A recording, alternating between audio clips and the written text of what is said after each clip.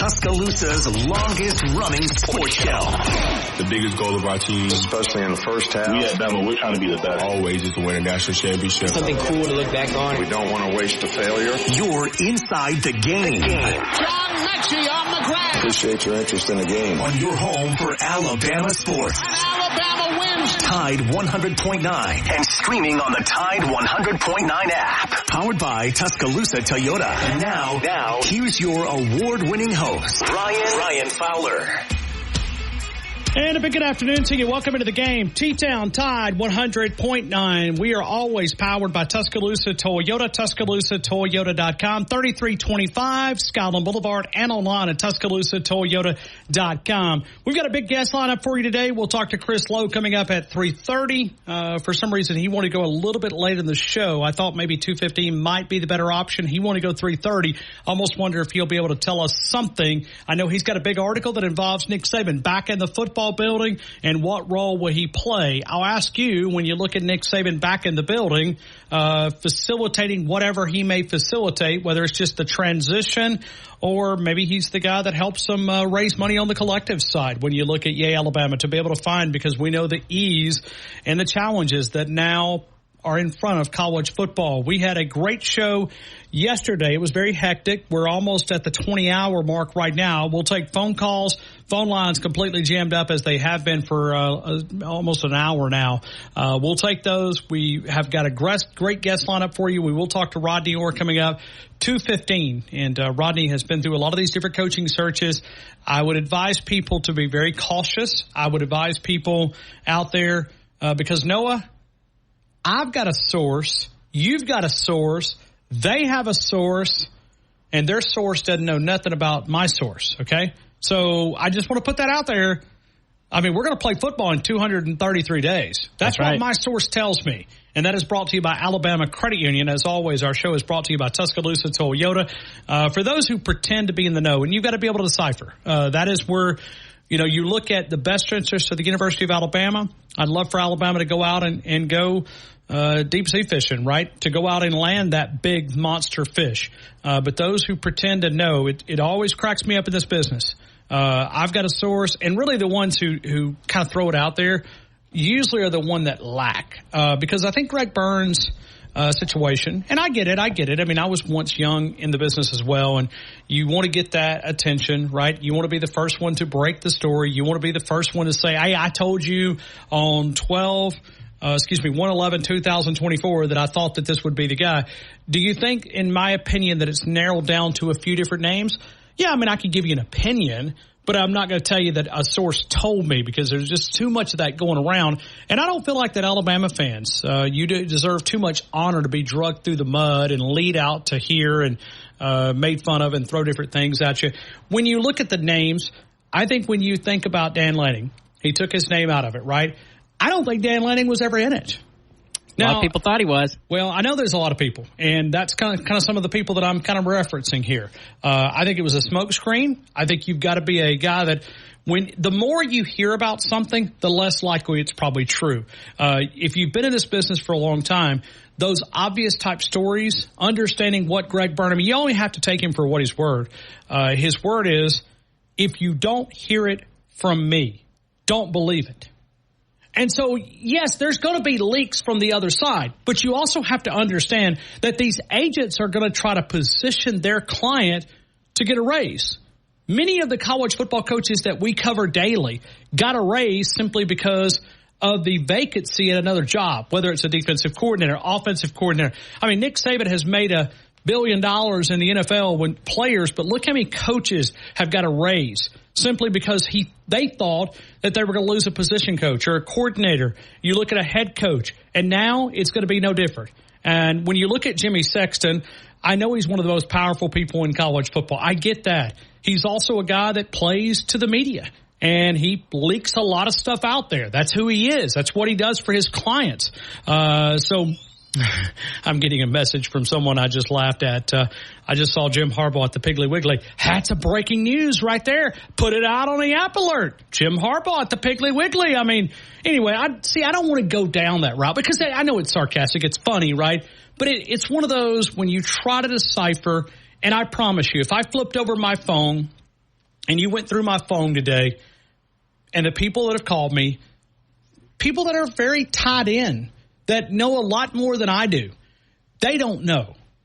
And I think when you step back a couple of minutes, I just don't think that anybody, the ones who pretend that they know, well, I know this guy's not, I don't think Dan Lenning was on the list because simply it was too much. There was too much information out there. When you look at Dan Lenning, I also don't think he's ready for this job. I think this is a bear, no pun intended to Paul W. Bear Bryant. This is a bear of a job. The expectations are unlike any other. We talk about it often here. I've asked you if we should reevaluate what those decisions should be. But now we're at 20 hours and some change, 22 hours since this decision was made. We're going to discuss it. We've got a great guest lineup for you. And just like I looked at Noah earlier and said, who knows? We are planning on going off at 6 o'clock. But if the news breaks out and we have a football coach in place, I will tell you that. I do know that Greg Byrne, not Nick Saban, because, see, that was another one of those things that we had to go out on a goose chase talking about. 72 hours. Greg Byrne told the players to give him 72 hours. So I think it may be even less than that. I think you would probably pay very close attention, and that's another great reason to download the Tide 100.9 app. Okay. We're going to keep you up to date. We'll do our best. And if we have to go long today, we don't have anything in the 6 to 8 hours. So if something happens and we have to go for an extended amount, I actually brought my sleeping bag today. So, Noah, we can go as for long as we need to. So our service is not just for between 2 and 6. We'll serve you at Tide 100.9. It started with Martin Houston, Wimp and Barry inside the locker room, 7 until 9. The Gary Harris Show from 9 until 11. WVUA Sports Director, leading right into Corey and Christian Miller, Miller's Edge. Big Noon Sports, Matt Coulter, Lars Anderson. And we're going to walk you all the way until 6 o'clock is our promise, but we may go longer if something happens, and we're going to follow it as close as anybody. We'll get guests based on that. I've got a lot of former players that are going to be stopping by for a couple of minutes and kind of just sharing thoughts as we look at Nick Saban, because you want to pay tribute to the greatest football coach to ever walk the sidelines, but you also have to cover what's next. What's next for Alabama? I'd love to get your thoughts. I'd love to get your phone calls. We've got Blueberry Steve coming up, Montreal, Canada, Greg in Athens, Paul in Lincoln, Robert in Mobile. Phone lines completely jammed up as I would expect. We could also communicate via the app. If you want to open the app and you say, hey, and I'd love for you to do this because we're probably not going to be able to take every call. And just like last night when we went 6 hours, we took a lot of phone calls. I'd love for you to jump in on the app. You can hit the 3 bars. It's the 4th one down. You can send us a voice message or an actual typed up message. Love to get your feedback there. Follow me on the Twitter account at Ryan C. Fowler, and wherever it breaks out, we're going to cover it. Rodney Orr coming up 2:15, Chris Lowe at 3:30. Those are the guests that we have right now. And based on the conversation, the way that it flows this afternoon, these are the couple names that I would kind of keep an eye on. Do I think D'Amico Ryans is still in it? I do think that there's some there, but I also go back to what Greg Burns said yesterday. Strong in recruiting. D'Amico Ryans, to my knowledge, has never even went through the NCAA rules to be able to test to qualify to be on the recruiting trail. So to me, I back up and I go, would D'Amico Ryans be a great hire? Absolutely. I almost think it's probably 1 year too early when you look at D'Amico Ryans. What a job he's done. He's also getting ready for a game. So if you want to look at that 72-hour window, you begin process of elimination. I look at Dabo, and I know a lot of people dislike him for whatever reason. He's a polarizing guy. He's a guy, when you think about, he wears his emotions on his sleeve. Okay. Tell you what, Brett McMurphy is actually ready. Why don't you call Brett McMurphy? Let me give you a text. Let's move Rodney Orr back. Tell you what, Noah, if you'll do me a favor, why don't we break here? Brett McMurphy is going to join us coming up in just a couple of minutes. He's got some news around this. We'll dive into it coming up in a couple of minutes. But do I look at Kalen DeBoer at Washington? I will tell you this. I've fielded several phone calls, not from Alabama, but from Seattle, talking about, hey, what are you hearing about Kalen DeBoer? Because they're nervous that he would be a big-time hire, and it would be, but it's also one of those that when you look at positions, we'll talk to Brett McMurphy coming up in a couple of minutes. Let me call Rodney, if you don't mind, and just tell him that we're going to push him back a couple of minutes, and this is the way the day is going to flow. It's going to be availability that we're going to try to work in the best guest possible, but we're also not going to, my promise is to you, this is my alma mater, okay? I know there's a lot of people out there that love to be able to profit over the University of Alabama, and I get that. There's also a lot of people that are going to lead you down a lot of different dark trails. My promise is that I don't want to do that. I don't want to jerk you around. I don't want to take a leash and lead you down a rabbit hole that you're not going to be able to crawl out. So that's my goal, is to take a look at, am I looking at it from the best interest of the University of Alabama? Absolutely. No doubt about it. And I'm not going to lie to you and tell you that I'm unbiased. I want Alabama to hire the very best coach they could possibly hire, because I think, for one, it's good for you. It's good for me. We'll talk about it. Brett McMurphy coming up in just a couple of minutes. Rodney Orr is going to join us. We'll dive into it with Chris Lowe, and we'll cover it wall to wall coming up in just a couple of minutes. T-Town Tide 100.9, 1230 WTBC, your home of Alabama Crimson Tide Sports.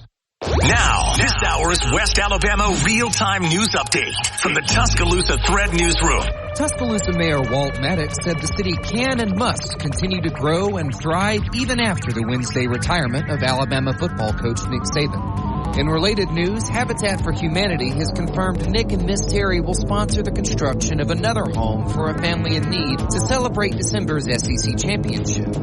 There's a slight risk of severe weather Friday, and a new drive-through Starbucks is coming soon to 15th Street. For the details on these stories and more, get connected at TuscaloosaThread.com. Get 24/7 local news coverage and sports updates when you download the free Tuscaloosa Thread app and sign up for twice daily email newsletter. DreamlandBBQ.com. Dreamland Barbecue since 1958. Coach Bryant arrived at the University of Alabama. So did Dreamland with Big Daddy's Barbecue Hickory Smoke Ribs. If you're talking about catering for that big tailgate, or maybe it's just that family gathering or that small office party, you can do it at either location. You can also order online. Carry out, curbside pickup, delivery are now available. It is DreamlandBBQ.com. We do our score prediction every Tuesday and Wednesday, made possible by Dreamland. That wonderful hickory smoked barbecue ribs.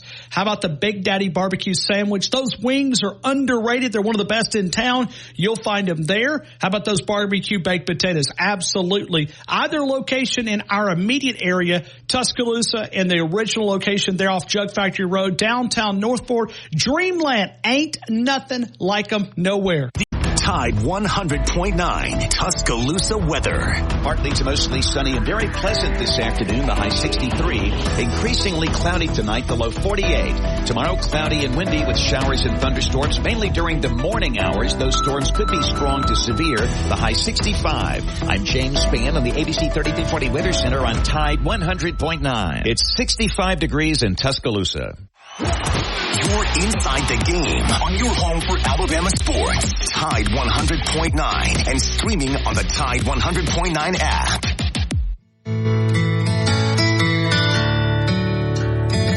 All right, I will give you a little bit of a hint here, and I was hearing this earlier this morning.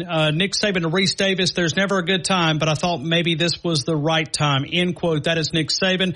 No illness, Davis said. No, there's no illness. Miss Terry is fine. I'm fine. It was fine. You can sustain this season from a mental grind standpoint, end quote, there. So that gives us a lot of good things, because that was another one of those things. And like I warned you a couple of minutes ago, when a lot of people report these type of things, not reporting, but just kind of feeding to the speculation and the rumors, generally that's not the truth. And when you see it so much, that's why you have to depend on reporters like Brett McMurphy. We're going to go to multiple different reporters here this afternoon, and I take you to Brett McMurphy, which is a part of the Action Network HQ. It is America's College Football Insider at Brett_McMurphy. Brett, I hope you're doing well. Welcome back to Tuscaloosa. Thanks. Good afternoon. Brett, it's been a crazy 22 hours, but I'd love to get your reaction when Nick Saban, the word came down that he was retiring yesterday around 4:05. Yeah, I think like everyone else, I was surprised. I was at the Rose Bowl. I was at the college football title game in Houston, and I talked to folks from Alabama, from throughout the industry regarding Nick, and the thinking was that he would remain.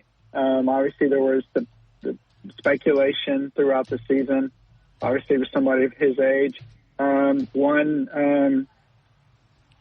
staffer told me that this year he did seem a little bit more melancholy, if you will, during the year. But then again, they may just have been reading him wrong. But then ultimately they said, look, I'd still expect him to be the coach. And then, like a lot of other people have reported, he's actually interviewing people for the job next year. And, minutes later, hours later, he makes the decision to retire. I was told from a staffer that he told the coaching staff that he made that decision on Wednesday. Certainly I don't think it was a snap decision. It's something that him and Miss Terry have been thinking about for a while, but ultimately he just came to that realization on Wednesday that, hey, this is it, let's do it. And, unlike Coach K and some others, he's not the type that's going to say, hey, this is my last year, and then go through all the rocking chair honorees and all that nonsense. So it wasn't a surprise he did it quick, but I still was a little bit surprised that he's not back in 2024. And now if Harbaugh goes to the NFL like a lot of people expected, there will be only 3 current coaches that have won a national title that are still coaching. That's kind of amazing. Kirby Smart, Dabo Swinney, and Mack Brown. How much do you think the grind of not coaching, but all the calendars, the transfer portals, the name, image, and likeness, which he refused to call name, image, and likeness last week with Pat McAfee, said it's pay for play. Let's call it what it is. How much of you think that was part of that enhanced or maybe sped up that retirement, in your opinion? Yeah, I think it obviously impacted it somewhat. And again, you know this, everyone listening knows this. Nick Saban's the hardest working, most demanding coach in probably all of sports. And that's not a bad thing. I don't want people to think that. And, he said good is the enemy of great. And to be great, in his mind, you had to put in the work, you had to be demanding, you had to be organized, all those things that obviously has led to his 7 national titles. And I'm sure that wears on anybody. And when you're 50 years old, even when you're 60 years old, you can handle that. You can deal with that. You can deal with it, 16, 18-hour work days. But, when you're 72, it probably impacts you a little bit more. And then, like you mentioned, you add in the NIL, you add in the transfer portal. Next year during the college football playoff, the transfer portal's open. We're gonna have people like get in the portal at halftime of a playoff game. I mean, I'm joking, but I'm not. I mean, so there's so many other factors at play now, and I'm sure that contributed to it. And, I don't think by Nick retiring he's admitting defeat. I just think he's, admitting like all of us. You reach a certain age and things take a different toll. And also, you want to spend time and do some other things that you haven't been able to do for the past, in his case, past 50 years. Nick Saban also announcing, and I heard this morning, that he had moved to a different office or is in the process of moving to a different office. He's going to be in that building. In your opinion, Brett, is that a good thing for Alabama in this transition? I think so, because I don't think he's somebody that is going to want to have his fingerprint on what's going on. Like, I don't think he's going to, Steve Spurrier works at Florida.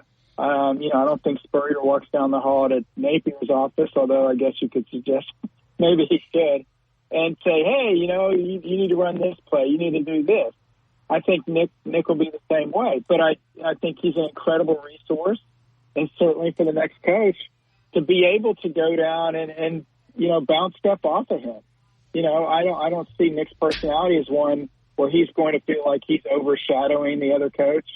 And basically, demanding to be part of the game plan, demanding to put in his input.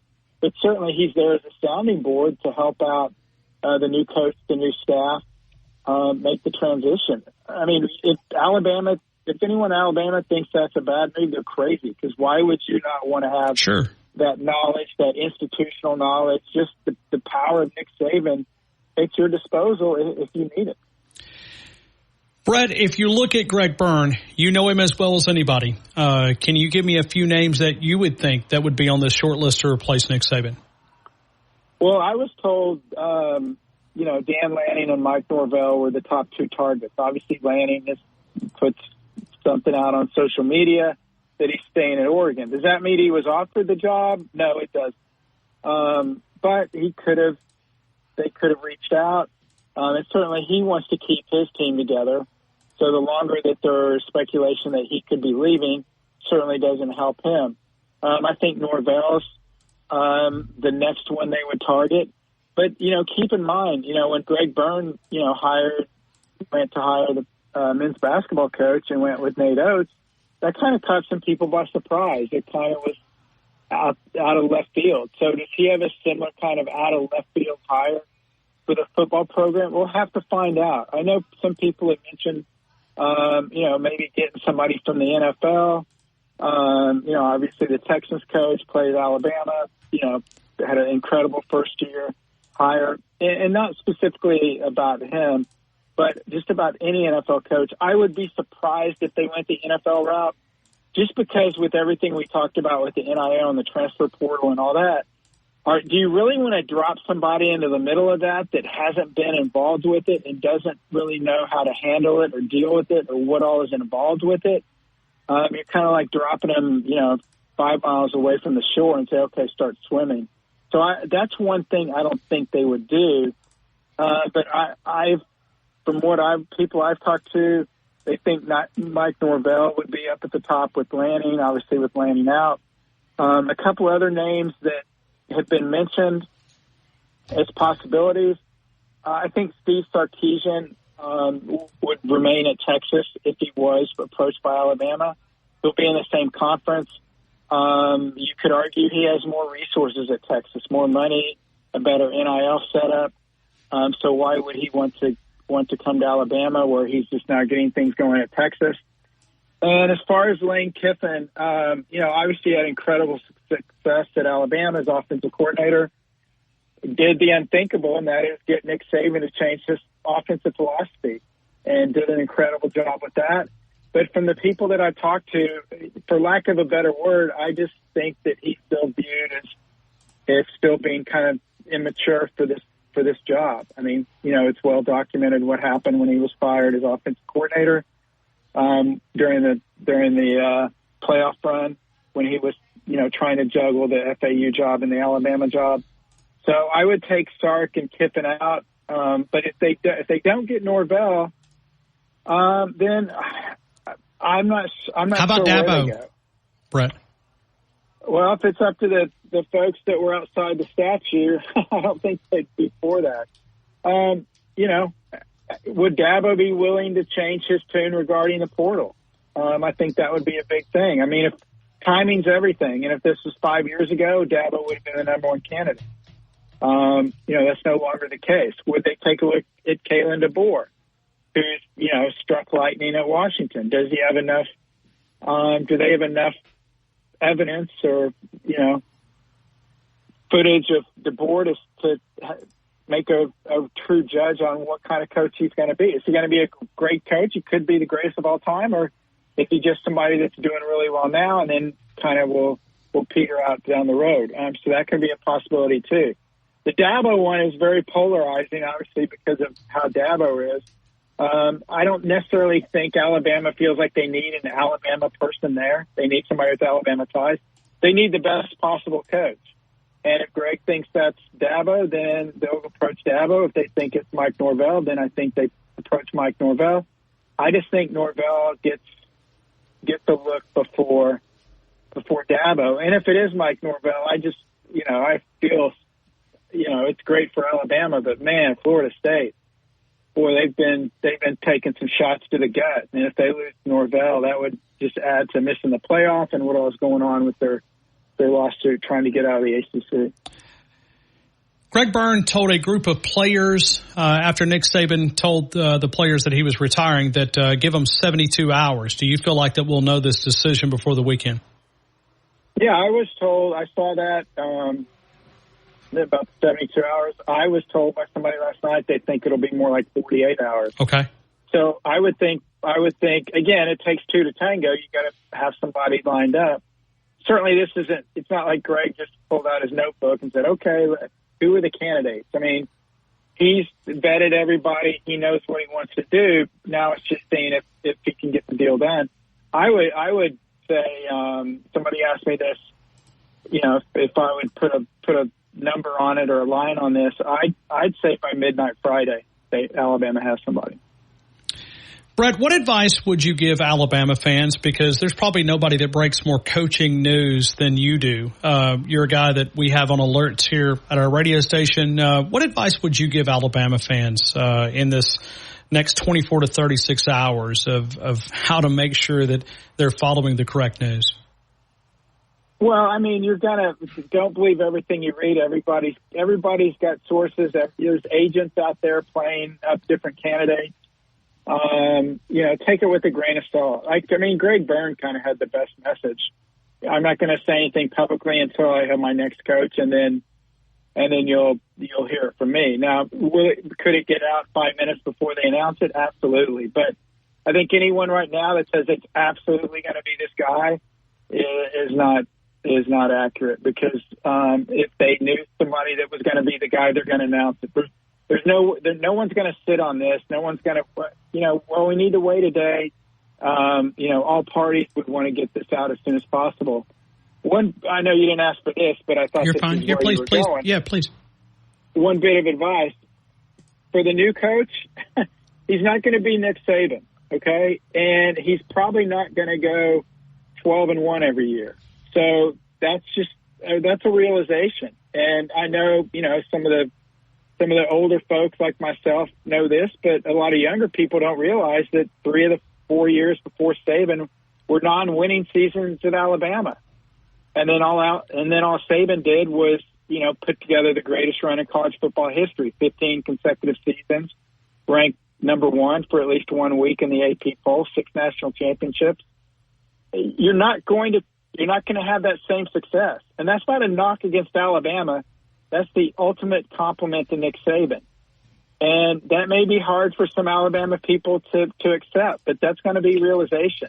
College football is becoming more and more parity with the expansion of the playoff, with the NIL, with the freedom of movement, with the transfer portal.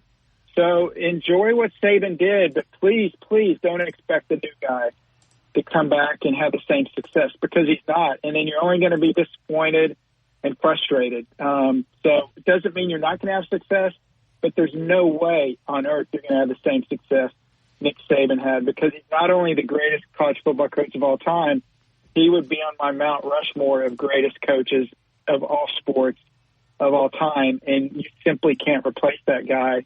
You simply try to bring somebody in and try to sustain the success as much as you can. Hey, Brett, please promote how folks can connect with you. I know at Brett_McMurphy, but tell me about actionnetwork.com. Yeah, that's the best ways on Twitter, at Brett_McMurphy, and then also at actionnetwork.com.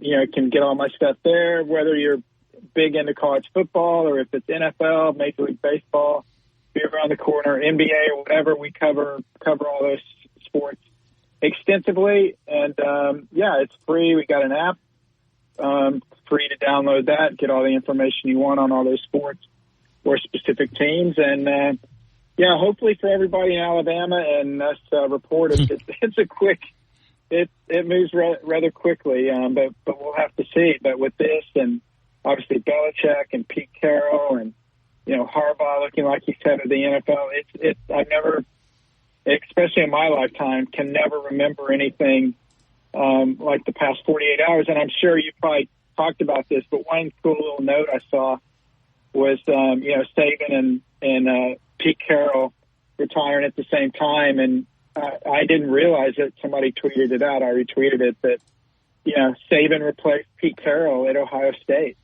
When Pete Carroll went to NC State and Saban went to Ohio State. And now here they are stepping down at the same time. And obviously we know about the great relationship between Belichick and Saban as well. Brett McMurphy, thank you again for making time for us this afternoon. We greatly appreciate the opportunity to visit with you. You got it. Have a great day. Thank you. Brett McMurphy helping us out there. Action Network. We're going to Rodney Orr coming up in a couple of minutes, but audio that you need to hear. It explains why Nick Saban retired yesterday at 4:06. We'll play that audio. We'll go to Rodney Orr next. T-Town Tide 100.9, 1230 WTBC. Your home of Alabama Crimson Tide Sports. Pharmacy at Midtown. TJ Thomas. He's the Nick Saban of pharmacists. And if your pharmacist doesn't have an Alabama shirt on, you don't want him. 205-752-0627. Sterile Compounding Facility, the only sterile compounding facility here in T-Town and West Alabama. All the compounding needs, the retail side. If you're looking for a pharmacy, many of those have closed here in West Alabama, and you're looking to transfer your prescriptions, PharmacyMidtown.com. PharmacyMidtown.com. Conveniently located right there at the back of Midtown. You'll find the pharmacy at Midtown, a huge part of our show. Tune in to DanielMooreArt.com as we celebrate special occasions, birthdays, anniversary, that Alabama fan in your life. It's DanielMooreArt.com. Christmas time upcoming. You want to celebrate that Alabama fan by visiting the website. All the great prints celebrating Heisman winners, great coaches, Nick Saban, and Alabama's given us so many great moments to think about. And we talk about living rooms, Tua Tagovailoa, 2nd and 26, Devontae Smith, Heisman Heights, Mark Ingram, Bryce Young, Nick Saban, Coach Stallings, Coach Bryant. DanielMooreArt.com. Remember the code word, The Game, gets a significant discount. You got to put it in, The Game, significant discount, DanielMooreArt.com. And we would also ask, when you say, where did you hear about this? We'd ask that you would select The Game with Ryan Fowler. We greatly appreciate you. Go into DanielMooreArt.com. The best station in the state, breaking down Alabama sports. Tide 100.9 and streaming on the Tide 100.9 app.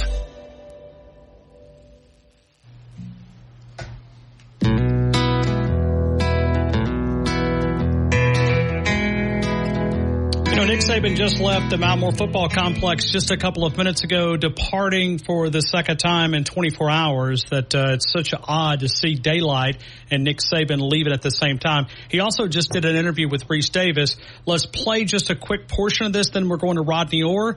This is Nick Saban on why he decided the time was right for him to announce that he was retiring from the University of Alabama. Why did you decide that this was the right time to retire? No, I don't think there's any good time, especially when you're a coach, because once you're a coach, you think you're going to be a coach forever. But I actually thought that in hiring coaches, recruiting players, that my age started to become a little bit of an issue. People wanted assurances that I would be here for 3 years, 5 years, whatever, and that got harder and harder for me to be honest about. And to be honest, this last season was grueling. It was a real grind for us to come from where we started to where we got to. Took a little more out of me than usual. And, you know, when people mentioned the health issue, it was really just the grind of, can you do this the way you want to do it? Can you do it the way you've always done it and be able to sustain it and do it for the entire season? And if I couldn't make a commitment to do that in the future, the way I think I have to do it, I thought maybe this was the right time based on those two sets of circumstances, that, like I said, there's never a good time. But I thought maybe this was the right time. So there's no illness. It's just the grind and the gruel of the season. Yeah, there's no illness. Miss Terry's fine. I'm fine. But it was can you sustain the season, you know, from just a mental grind standpoint. And when I was young, you know, I could work till 2 a.m, get up at 6 and be there the next day and be full of energy and go for it. But when you get a little older, that gets a little tougher, and I'm sure a lot of people can relate to that.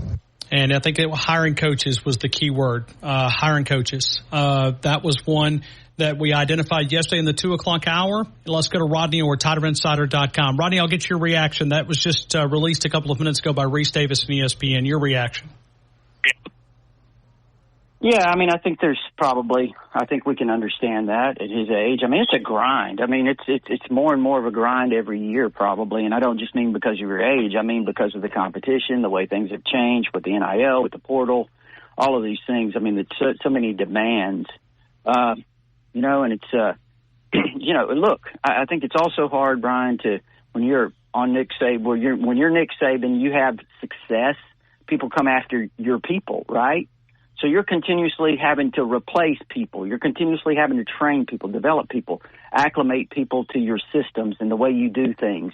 And, you know, it's not an assembly line. You can't just reproduce people. You can't just reproduce players. You know, it's a real grind. It's a real demanding real demanding thing that you have to be to be a successful coach on this level. So I think that's I can understand how he did it this long to 72 is quite amazing. Rodney, I can only imagine your phone, when you look at it, you've been doing this probably longer than most reporters that cover the University of Alabama since the middle 90s. Where does Alabama go from here? I know I asked you that yesterday. We're 24 hours almost into the process. Give me the latest when you think about it. I know seems to be a lot of things out there. I'd love to maybe decipher what's facts and fiction. Well, I wish I could tell you fact from fiction. It's a lot of craziness. There was a lot of craziness last night about Dan Lanning potentially being here in Tuscaloosa, and there were a lot of people saying that. But again, these things are really difficult to cover. Just me, Ryan, and who knows exactly the guys that are on Greg Byrne's list, but I would be really surprised if some of these guys aren't on his list. I would probably start with, Kalen DeBoer at Washington. I know he's a Jimmy Sexton client. He's got a contract on his table, on his desk that he's had for a while, 7 years, $70 million or so that he has not signed. He has not addressed it at this point. He's done a tremendous job. He obviously had a lot of success on the small school level, NAIA level, won 3 national championships. He just led Washington after only 2 years to the national championship game. Pretty phenomenal. So I think he's a guy that you certainly have to consider, and I do think he is a consideration. Mike Norvell's name comes up quite a bit. I know some people are pushing him and saying he's the leading candidate. I'm not really sure about that. But I think obviously he's done a really good job at Florida State. After that, there's other names that have been thrown out there. Sark's name has come up a lot this morning. I would have a hard time just right now thinking that Sark would leave Texas, that Texas wouldn't do everything to keep him. He got them into the playoffs. He's taken them to another level. He's brought back the respectability of that program in a very quick way. So I would think I would probably consider that a long shot. Although some people are saying it's not out of the realm of possibility. But again, me personally, if you made me guess, I would say that would seem to be more of a long shot. I think Lane Kiffin, same thing. I think Lane's matured a lot as off the field, seemed to, but I still think that he would be, what I would consider a long shot. Now, is there somebody else out there? I really don't know. But I would say this, Ryan, this is what I think. I would be really surprised if, Greg Byrne didn't have quite a time of heads up here in advance what was happening. I know Nick Saban might say or whatever that this decision wasn't made final until yesterday, maybe so, but I don't think this was a bombshell dropped on Greg Byrne like that. I had a BOT, someone very close to the BOT, tell me they've known this for at least a week, that it was going to happen this week. So, take that for what it is. I mean, that's a very good source. But, whatever, my point is this. I don't think that Alabama, Greg Byrne, Saban, I really don't think that they would get to this point without having some previous knowledge of what direction they might want to go in terms of a replacement. I would be a little surprised if they're not a little further down the road with this hiring than a lot of these people are reporting. And I'm not condemning any reports. I'm just giving my perspective of it. And the reason I say that, Ryan, is that I know in the players' meeting that they had yesterday, the team meeting, that the players were told that their coach would be in place, or the way the players understood what was told to them, that they expected to have the guy in place in 72 hours. Why would you box yourself in a time frame like that unless you knew? I just don't think that's wise, because it's going to get out, right? I mean, it's not going to stay within those walls. So if that gets out and it's public and you don't have a guy, and we're sitting here next Tuesday and you still don't have a guy, the public perception. And I think it's really important too, Ryan, when you talk about NIL, transfer portal. I spoke to someone last night, said, look, he was telling me about a specific player. He said he's already been contacted by Ohio State. He's already been contacted by Georgia, Auburn, LSU, USC, schools all over the country. Players are being contacted. Players are being recruited right now. They're being offered deals as we speak. My understanding is in the meeting, they said, ask the players to give us, the 72 hours. Let's get the coach in place. Then we'll move from there. We'll make these assessments moving forward. So I'm guessing, Ryan, that probably Greg Byrne has a pretty good idea which direction he's going. So you think we may know something before the weekend? I mean, if you were kind of a betting guy? I'm hoping. Okay. I mean, they said 72 hours. Yeah. I talked to two people, Ryan, that know what was said in that room. Sure. Okay, that told me the same thing, and they said that it was made clear that we're going to have our guy in 72 hours. So that's all I've got to go on. And if that's the case, Wednesday, then Thursday, Friday, Saturday. By Saturday, they would have somebody in place. So when would that be announced? Maybe not till next week. But I think we would have a pretty good idea, what was happening before then. Rodney, I'm going to let you get back to the website. Anything that you want to add that maybe I haven't asked about? No, I mean, off the top of my head, Ryan, okay. Granted, my mind's a little scrambled right now. But well, I will say this: we've took a 17-year break on these coaching searches. I tell you, I've missed the silence. Wow, it's crazy. I forgot how much I dislike coaching searches. Yeah, no, it's not fun. But let's hope this, Ryan. There's another 17 years. No, absolutely. Because if there's another 17 years, that means that we're probably going to do pretty well again for a while.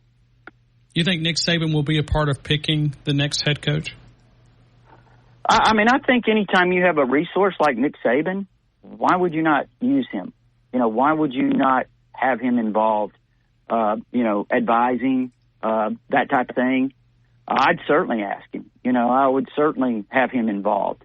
I'm not sure that Nick Saban really wants to be a part of, saying, hey, overruling somebody in terms of making a decision. But I think he would certainly be a valuable resource to offer all the information that he could and the insight and the perspective that he has.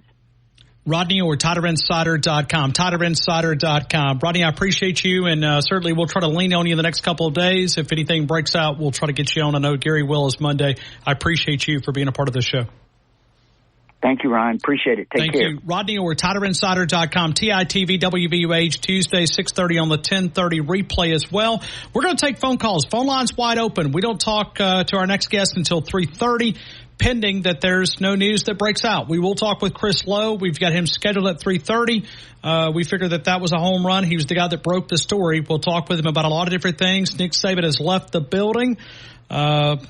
Will he be back? Only time will tell. We'll take more of your calls. We'll go to Paul and Lincoln first up. Blueberry Steve, Montreal, Canada, Robert in Mobile, and many others.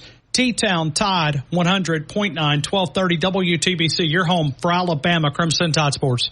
Ask Sherwin. Kitchen Mexican food right there in Northport. If you're looking for the great specials daily, the fajitas are outstanding. The Pastor's dip, the appetizers, the fried ice cream, always a great option. It is Pastor's Kitchen Mexican food. Also find the food truck, and we are also now serving breakfast at Pastor's Kitchen Mexican food. Stop by the McFarland Boulevard location. You can also find him in Northside, Pastor's Kitchen Mexican food with Pastor Garcia. Power equipment, if you're looking for chainsaw needs, if you're cleaning up those leaves or yard debris, you'll find the backpack blowers, the battery-operated tools, the Echo outdoor power equipment, Crest outdoor power equipment, the battery-operated tools by Husqvarna, and you'll also find great inventory on the zero-turn commercial and the residential mowers by both Skag and Husqvarna. Service department, do that end-of-the-season maintenance at Northport Power Equipment. It's 2 blocks east of the Northport Civic Center since 1996. Northport Power Equipment. Light up those phone lines on The Game with Ryan Fowler. 205-342-9904. You're inside the game on your home for Alabama sports. Tide 100.9 and streaming on the Tide 100.9 app.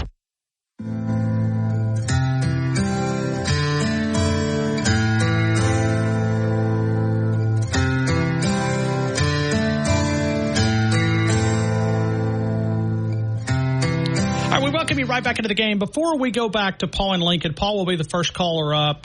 He's a veteran, and I'm excited to hear opinions as we travel throughout Blueberry Steve in Montreal, Canada. We'll talk to Robert in Mobile. We'll get your thoughts. But let's go real quick. Another audio clip courtesy of Reese Davis and ESPN. This is what Nick Saban talked about the grind of the season and his focus on the defensive side of the football. What's an example of something that when you say it took a little more out of you, a little more grueling this year? What's an example of something that happened in the season? I think that my role was a little different this year. I was more involved with the defense, had to be more involved with the defense. That took a little more time, put a little more stress, on me, made me feel like maybe I wasn't doing as good a job as I needed to in other parts of our team.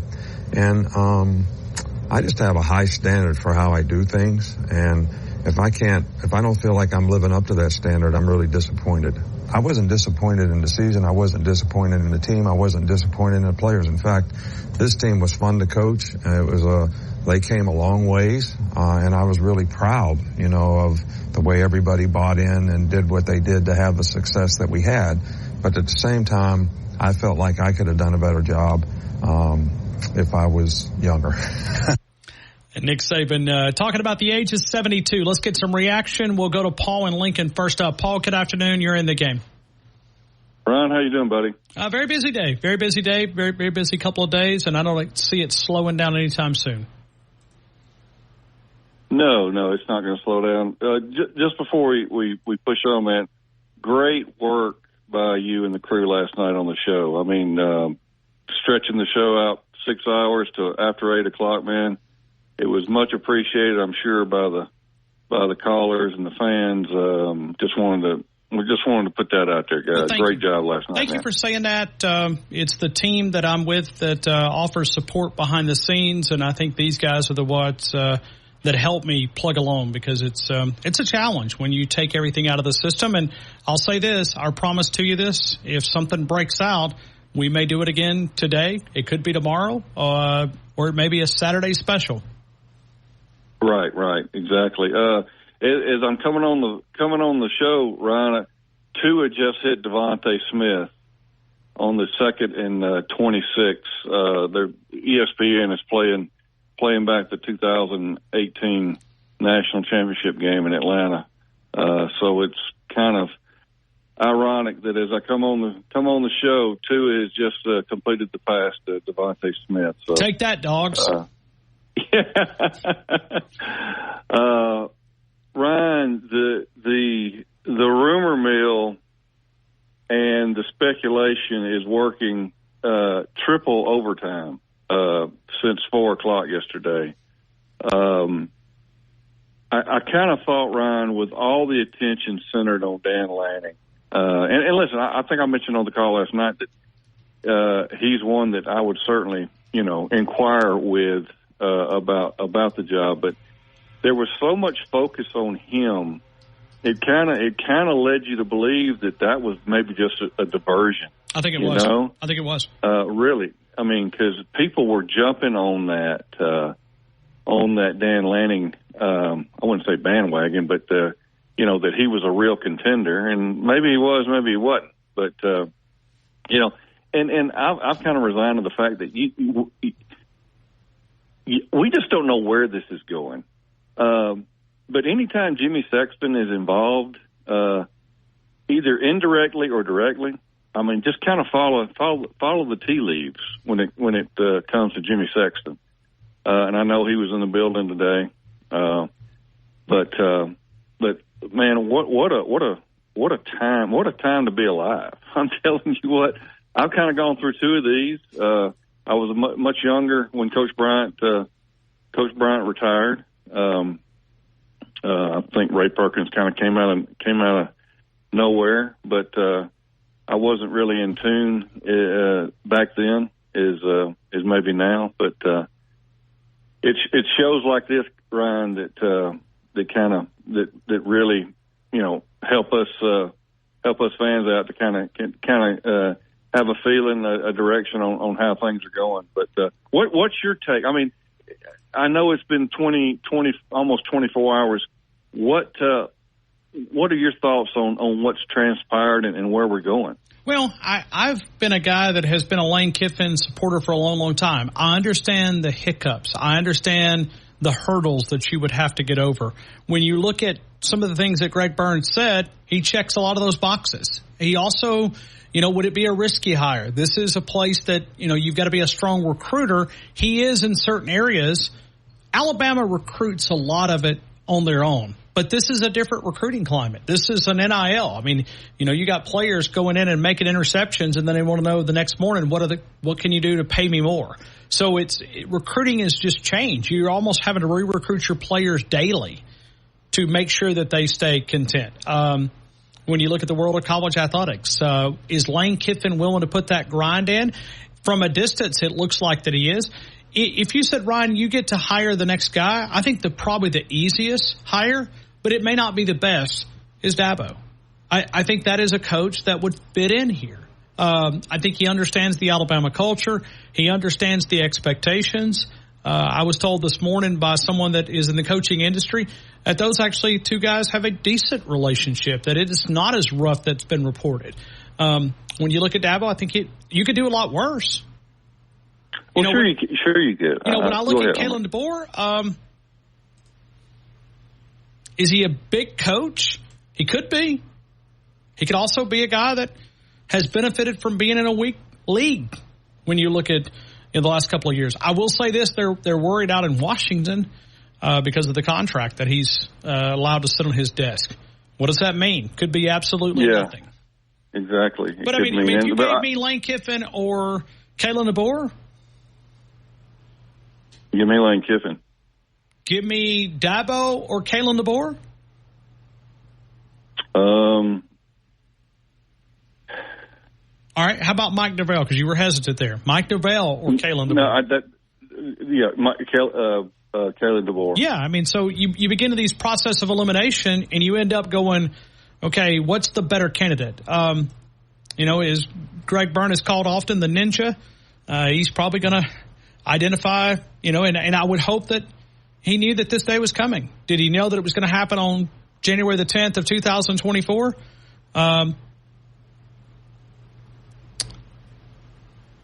Mike Norvell has taken his name out of the running. According to a tweet that he put out, great day to be a Florida State Seminole. Big man coming to the Knoll family. Tribe 24, future is bright. So I don't know what you add to that. So right, Ryan, I don't think nothing. I don't think this snuck up on Greg Burns. I don't either. This is just my opinion. I don't think this. Now hold on, and this is some of these encryptic tweets you have to understand. But that's the way Dan Lanning was released. That he would. I know he went on ESPN Radio, but Mike Norvell. Now it begins to ask the question, what's next? I didn't like the Mike Norvell hire or even possibility. No. And I didn't like the Dan Lanning guy. I thought it's too young. It's too young at this spot. That's why you think about guys who could fit in. I do like the Sark move. Yes. Kalen DeBoer gives me, and I could be completely wrong, Ryan, but Kalen DeBoer, I guess that's the way you spell his, or pronounce his name, gives me a Brian Harsin tinge, if you know what I mean. A little bit. You know what I mean? I know he had great success at the NIA level. I mean, his record is unbelievable. When I think it's like 112 or 114-4 or whatever it is. It's a heck of a good record. But coming from Seattle to the south of the SEC footprint, and it just Brian Harsin was an absolute disaster. And maybe I shouldn't compare the two, but it kind of gives me that vibe, if you know what I mean. But now let me also add this too. I've just got a source just a couple of seconds ago, one that I can trust a little bit. Now this may mean absolutely nothing. It may be bringing a dog from Seattle to here, but there is a large private jet unlisted owner that's just got added to the schedule departing Seattle at 1:44 Pacific time and landing in Tuscaloosa at 7:27 Central. I mean absolutely nothing. Oh, Lord, right? We're going to start tracking the plane. Oh, my gosh. It's an unidentified. So, like I said, that could be absolutely...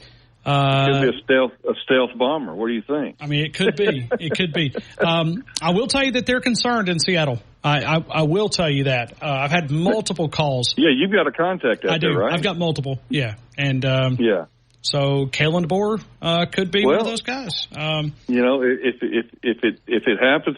But what I was trying to say is I think we've got the right man in Greg Byrne. I do as well. Yeah. Who is out in front of this search, and he will. I really believe he will do his due diligence. When going about this process, I really do. Well, and also keep in mind, Chris Lowe is going to be joining us in 28 minutes. I know he has now went on the record and said that he thinks it's between two guys, Kalen DeBoer and Mike Norvell. If you gave me the option of either one of those guys, I'll take Kalen DeBoer. So that's what Chris Lowe? Yes. Chris has went on another radio show on the national level that's not in this region that said, and we'll talk with Chris coming up in about 20 minutes. Paul, I got to get to this break. But No, go ahead. Go ahead, man. Great. Go ahead. No, that seems to be some growing momentum around Kalen DeBoer. Okay, man, we'll be listening, bud. Great job. Thanks, Paul. We'll continue with more of the game. We'll get you an update with Fox Sports. We'll go to ESPN's Chris Lowe coming up in just a couple of minutes. T-Town Tide 100.9, 1230 WTBC, your home of Alabama Crimson Tide Sports. WTBC Tuscaloosa and W265CG Tuscaloosa, a Town Square media station. Tide 100.9 and streaming on the Tide 100.9 app.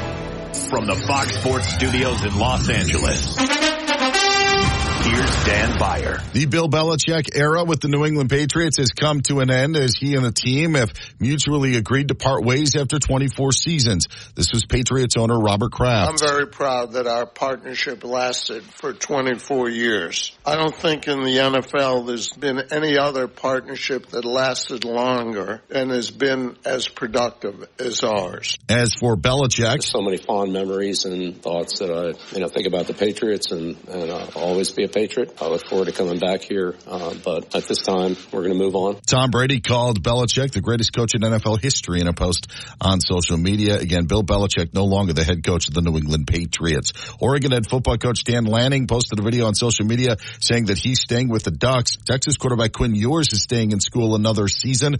He'll remain in Austin, while Ohio State wide receiver Marvin Harrison Jr. will enter the NFL draft. The game is SEC Parlay Pick Day on Friday. It's made possible by Brian Harden Construction, a diverse business, crane and equipment rentals up to 320-ton cranes available, the CNC machines, reverse engineering, laser cutting, specialists in modern construction. It's bhardenconst.com. Experience you can count on. Let's build something together. The website, very informative. It is bhardenconst.com. Brian Harden Construction, industrial contractors and fabrication, I-beam installation, Brian Harden Construction. Every Friday made possible by Brian Harden Construction. Tide 100.9 Tuscaloosa weather. Partly to mostly sunny and very pleasant this afternoon, the high 63. Increasingly cloudy tonight, the low 48. Tomorrow, cloudy and windy with showers and thunderstorms, mainly during the morning hours. Those storms could be strong to severe, the high 65. I'm James Spann on the ABC 3340 Weather Center on Tide 100.9. It's 65 degrees in Tuscaloosa.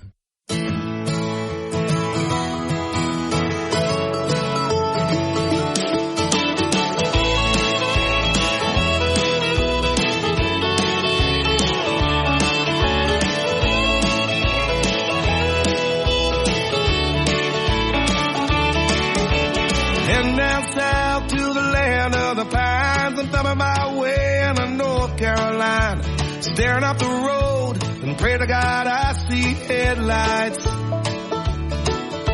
I made it down the coast less than 17 hours. All right, phone lines continue to be open. We'll go to Chris Lowe coming up here in just a couple of minutes. In about 30 minutes, we'll take your phone calls. We are always powered by Tuscaloosa Toyota, TuscaloosaToyota.com. I caution people to not overreact.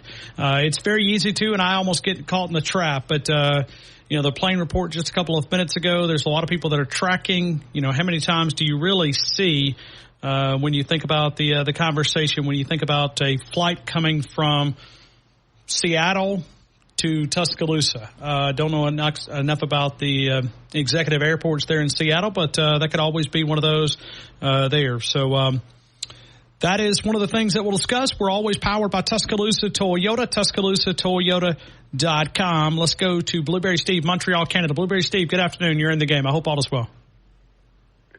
As well as could be, my friend Ryan, as well as could be. How is Montreal, Canada? It's okay. It's winter in Canada, in Montreal, What can I say? To start by echoing Paul's sentiments, talking about your dedication to your work, and your team, and to your audience. It's been, 2.5 years since I've been calling into you guys, and I am now totally and committed member of Bama Nation. So much so that we're coming back again next year. It was when my son heard the news yesterday, he called me. He said, Dad, did you hear? I said, yeah, I heard. He says, at least we had the blessing of going to see one game in the Saban era, which was the LSU game. What an awesome experience. And what can I say? It's amazing. It's amazing. The guy earned his retirement, but Ryan, I have to express my admiration, for Coach Saban as a leader, as a teacher, but focused on developing young men, but also focused on developing his coaches. Right?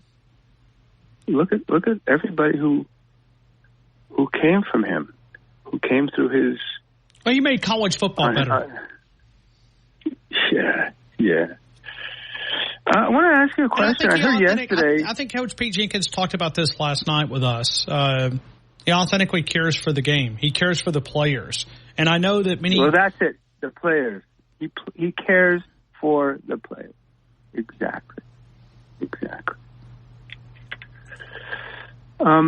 Sorry to interrupt you. Go ahead. No, you please, because I got to move at a pretty rapid pace here. I was going to let you continue. Okay. I heard you yesterday say that one of the knocks against Dabo at Clemson is because of his Christian faith. My opinion. Honestly, that's really messed up if that's true. Okay, Ryan. Well, our society has been morally bankrupt for a long time, and when people... I'm sorry? I said our society has been morally bankrupt for a long time. Yes. People that have a high moral compass, generally people don't like because they're jealous of what they have. Fair enough? They're jealous of what they have, but listen, also it makes would them Dabo look be in a the mirror. great fit? Yeah, in some ways. In other ways, I have questions. But I'm just telling you the heat, and really a lot of it comes from young people, which, are spinning at a compass. They don't know, what today is or what yesterday was. They want a coach that wants to go out to the strip and, drink a Rounders Yellowhammer or whatever it may be. He's probably not going to be that guy. Well, then let them go play for the Bugs. But as Coach Stalling said, you keep listening to the fans, you'll be set with them sooner or later. Greg Byrne, your legacy counts on getting this right. Yes. So, if that's true, look, if Dabo is not, if he's not chosen because he's not up to speed on the NIL or the portal, okay, that's legit. But his faith, that's messed up. That's messed up. That's not a reason. In fact, I really believe, in my opinion, for whatever it's worth, a man of strong faith is important in that role.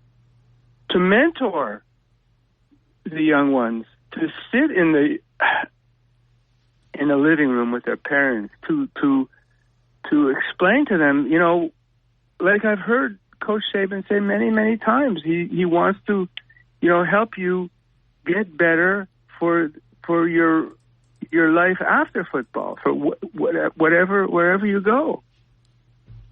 I mean, look, nobody's going to be. Nobody's going to replace. Got to wrap it up. Let me give you the final thought here. Just wrap it up, maybe in 30 seconds. Your final opinion, and we're going to try to move here. We're going to try to keep everybody about 5 minutes, as Mark always. Sure. I think nobody's going to replace Coach Saban. Well, no, I mean that's easy. I think, but I think that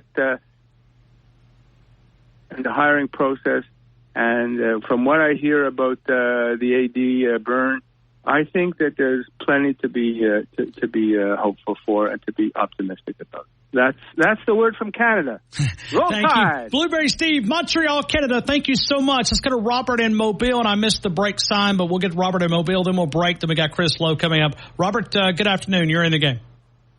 Hey, man. How are you? Well, we can't have too many rumors. The rumor mill is just buzzing everywhere, isn't it? Well, it's good to hear that Miss Terry is okay. I guess that was a big one. Everybody was going around saying she retired that she wasn't feeling well. So that's good to know. Yeah. Who's the Houston coach? Who's that guy? DeMeco Ryans. DeMeco Ryans? Okay. Yeah, I'm just really curious as, his name. He's been the coach of Houston that long, has he? First year. He's a rookie head coach. You talking about DeMeco Ryans? Yeah. Right. I thought that was interesting. Can he coach a bit before anybody throws his name in the hat for Alabama? I guess it's unlikely. Of course, my thing would be for teams. Strong connections back to the University of Alabama. Mm-hmm. He was an All-American here. Did everything the right way. I think he was also an academic All-American, too. So not just the football player, but he was the ultimate leader.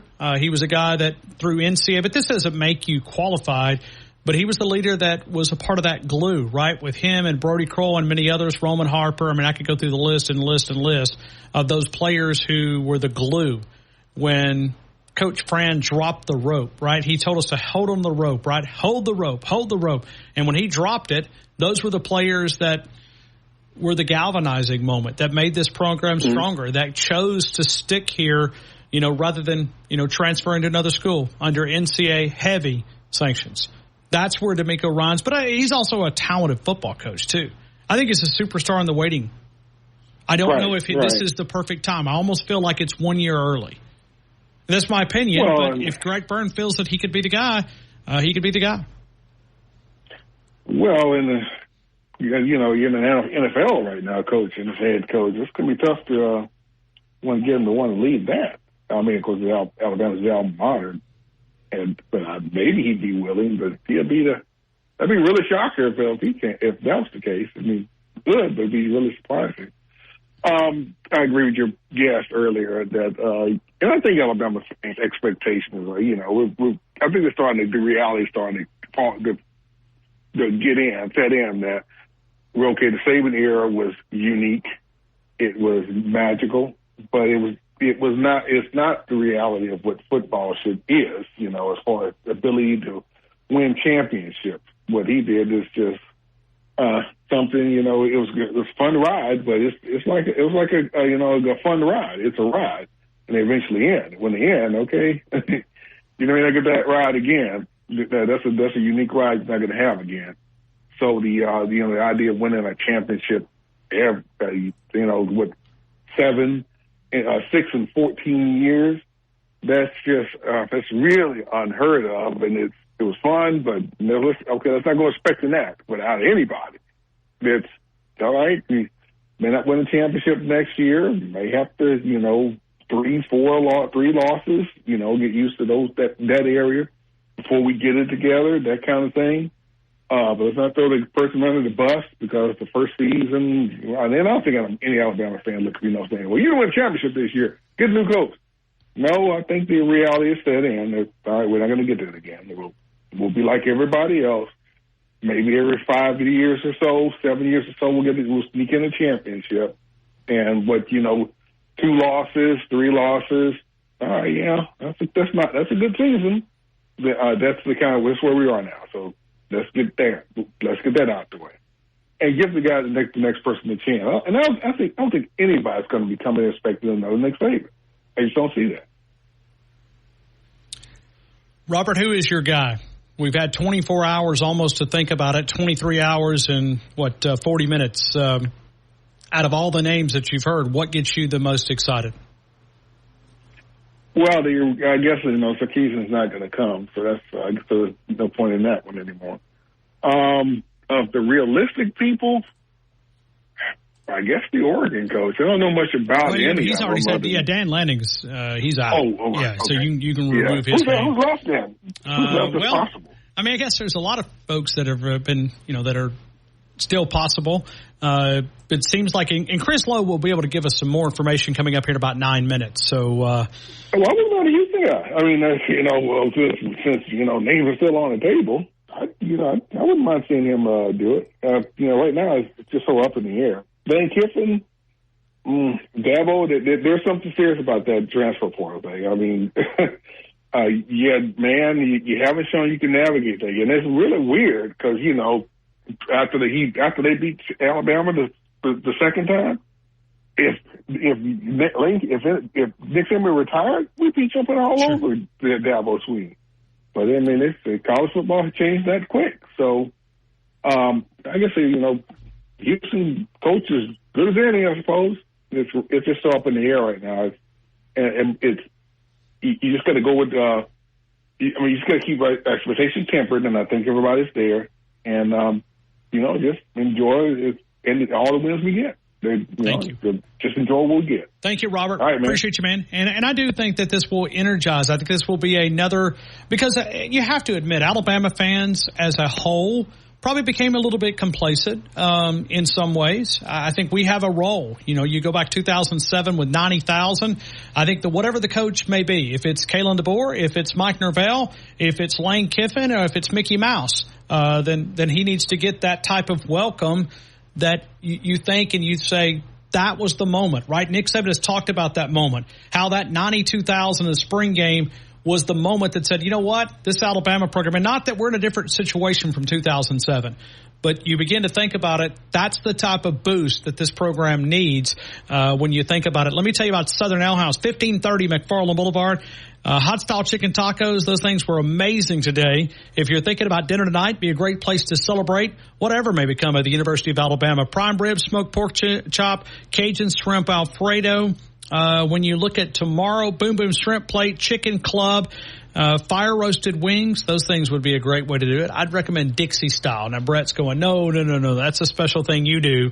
Probably create a little bit of headache, but roasted wings, fire roasted wings, those things are great. Lunch and dinner options Monday through Saturday, 1530 McFarland Boulevard, Southern Ale House. Uniquely Southern, eat Southern, be Southern. Chris Lowe coming up in 9 minutes. Jared in Dallas, Texas coming up in a couple of minutes. T-Town, Tide 100.9, 1230 WTBC, your home of Alabama Crimson Tide Sports.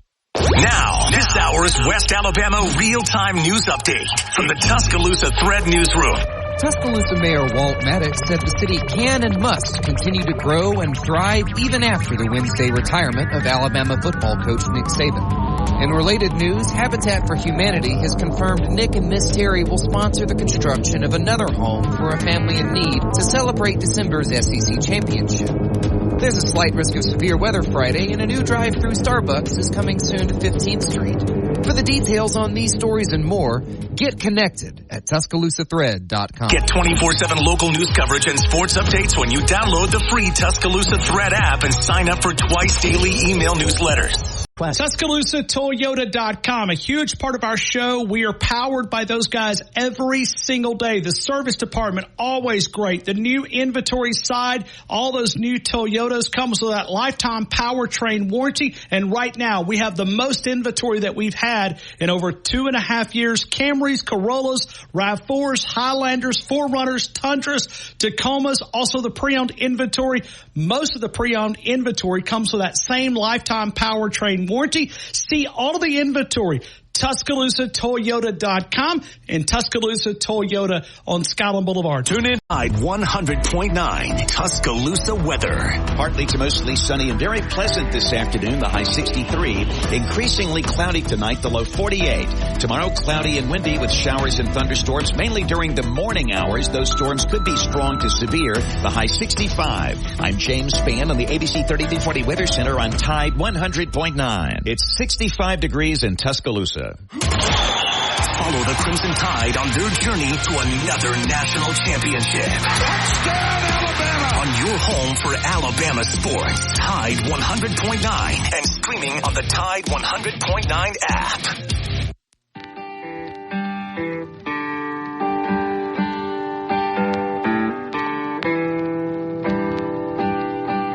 I took a 3-minute break, and I got two different pretty reliable people that text me two different things. I don't know exactly which one. And I'm one of those, I'm very conservative on what I report.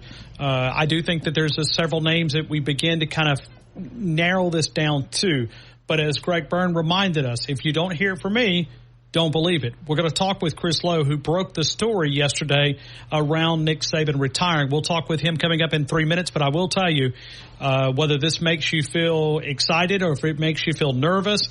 A lot of the folks in Seattle are beginning to kind of read some of the tea leaves. The text messages from inside that building have dried up. They have people that have communication, and whether that means that they're just not talking, whether they could be using it to get leverage, because now is where you swing for a $70 million, 7-year, 10-year deal. Now that becomes a $15 million. It's just, that's what Alabama does, right? Alabama coming to town, it gets a lot of coaches' raises. And you can imagine not just the head coaching, but the assistant coaches. Kalen DeBoer is a guy that they seem to be very concerned about. We will go out to Seattle at some point between now and 6 o'clock. We're tracking planes. We've talked with a source just a couple of minutes ago. There is a confirmation from a plane coming from Seattle to Tuscaloosa. What does that mean? It could be bringing a ham sandwich, a poodle from the Northwest to Tuscaloosa. We're going to ask Chris Lowe coming up in a couple of minutes. I think he's got some insight. I will tell you that I don't think some of the names that we're hearing, I don't think it's time to take those off the table. Just because we're hearing strong now, could Kalen DeBoer be that guy? Could Sark be that guy? Could Lane Kiffin be that guy? Could Dabo be that guy? Does D'Amico Ryan still in it? Absolutely. That's what I think makes all this chaotic. It's trying to guess exactly where Greg Byrne will go. We'll ask Chris Lowe what he can add to the conversation in 2 minutes. T-Town Tide 100.9, 1230 WTBC, your home of Alabama Crimson Tide Sports. Talk about grilling so often. If you want to dominate the grill today or any day, go visit our friends at Mark's Mark in downtown Northport. I walk in there all the time. There's new things added, whether you're trying to amp up the spice cabinet or whether you're going in for a great ribeye, a salmon swirl, a chicken swirl, that's what they're home of since 1978. The seafood entrees, the great cheesecake, the great pies that are made here locally in Alabama, the Blue Spring Living Water. You'll find it at Mark's Mark in downtown Northport under that Roll Tide Bridge. Go see the friendly folks at Mark's Mark, downtown Northport under that Roll Tide Bridge. Hey, this is Alabama Credit Union. Feel good about your money. AlabamaCU.com. The mobile app makes banking so much more convenient. All the mobile deposits, many times you don't even have to go into the bank to manage your money, whether we're talking about checking, savings, mortgage, home equity loan, financing a vehicle. And remember, Roll Tide, show your pride with the official credit card of the University of Alabama Alumni Association. AlabamaCU.com. Alabama Credit Union with great branches all over West Alabama and throughout the state of Alabama. Alabama Credit Union. It's the longest running sports show in Tuscaloosa. You're listening to The Game with Ryan Fowler on Tide 100.9.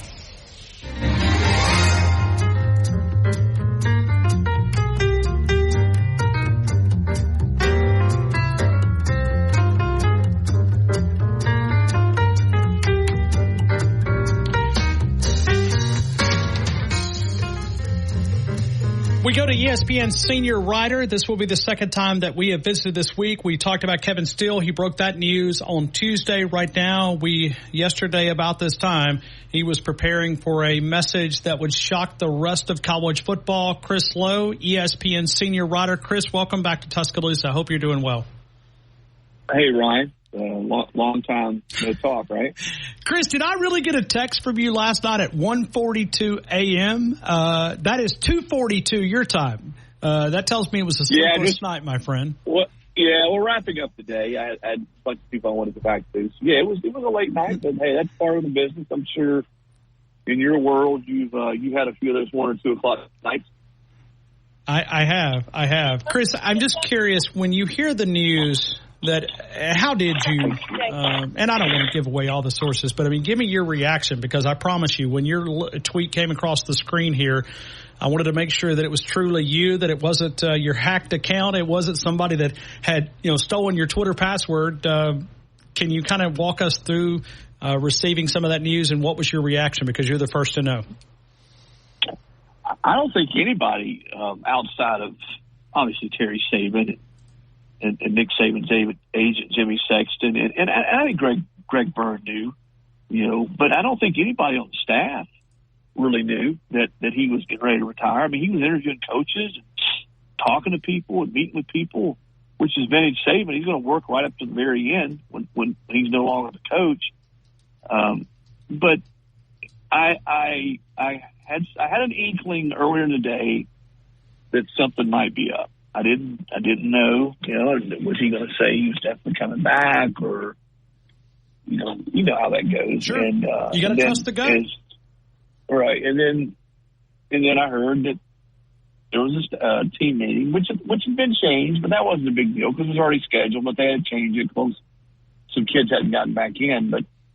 And then I heard, just as he went into the team meeting, right, that he told the kids that he was retiring. And I was surprised. I thought at that point, that far into the week, that he would probably stay. And I think a lot of the people around him, Ryan, that have worked with him a long time, felt that way. And they just didn't see, good poker player. He didn't show his hand. And that's, again, I think sort of who Saban is at his core. He's not going to come in and act any differently or sort of drop hints or quit working or quit interviewing players or coaches. But I think when he got back from Florida, after going there with Terry, his wife, I think he had a pretty good idea then that he was going to step down. And I think he finalized it over those next couple of days. Just felt like, you know what, team meeting's coming up. Let's not drag this on. I'm ready to go. Let's tell the players. Chris, you wrote the article on ESPN.com talking about, quote, I want to be there for the players, for the coaches, anything I can do to support during this transition, end quote, what Nick Saban has told you. What do you think his role will be in this transition?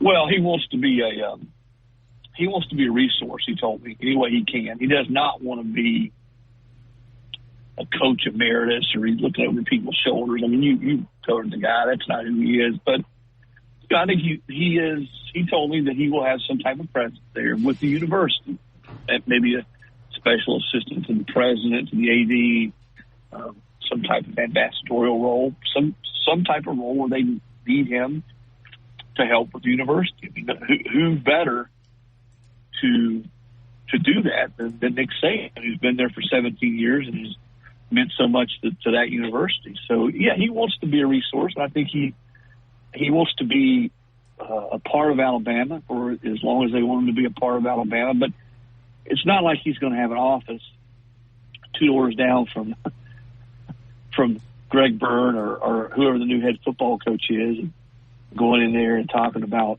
how practice was that day. That's not going to be his role at all. I think it's more of a wide-ranging role to help, as I said, be a resource and have a presence there, as he said, at the university. Chris, what's next for Alabama, in your opinion? What can you add to this conversation that we're having in Tuscaloosa? Well, I think they'll have a coach pretty soon. Now, everybody wants a timetable. Is it a day? Is it 2 days? Is it a week? I think it'll be sooner than a week. And I would say that the two names that I've heard the most that I think are right through the top of the list are Mike Norvell and Kalen DeBoer, the FSU coach and the Washington coach. I think Sarkisian's a guy that has been or would be on the list. Dan Lanning's already come out and said he's not interested. He's staying in Oregon. And I think he's another guy that probably would have been on the list, but he's got a massive buyout, Ryan. $20+ million. He's only been a head coach for 2 years. But Sarkisian, if you look at his deal, they're going to the SEC next year, Texas is. He's making a lot of money. He's at a blue blood program. He knows the scrutiny and the pressure that you're under as head coach at Alabama because he coached there. So I'd say that whatever Bama would pay him, that Texas would match. So I'd say he's a long shot at best. I do not think Lane Kiffin, Dabo Swinney are in the mix, and I'm not saying that neither one of them shouldn't be or would do good jobs there. I just don't think for various reasons they're in the mix. I think they'll talk to Tommy Rees. I think he'll be a guy that they interview. I think we'll reach out to D'Amico Ryans. I think there's a very good chance that we'll talk to and reach out to Mike Locksley.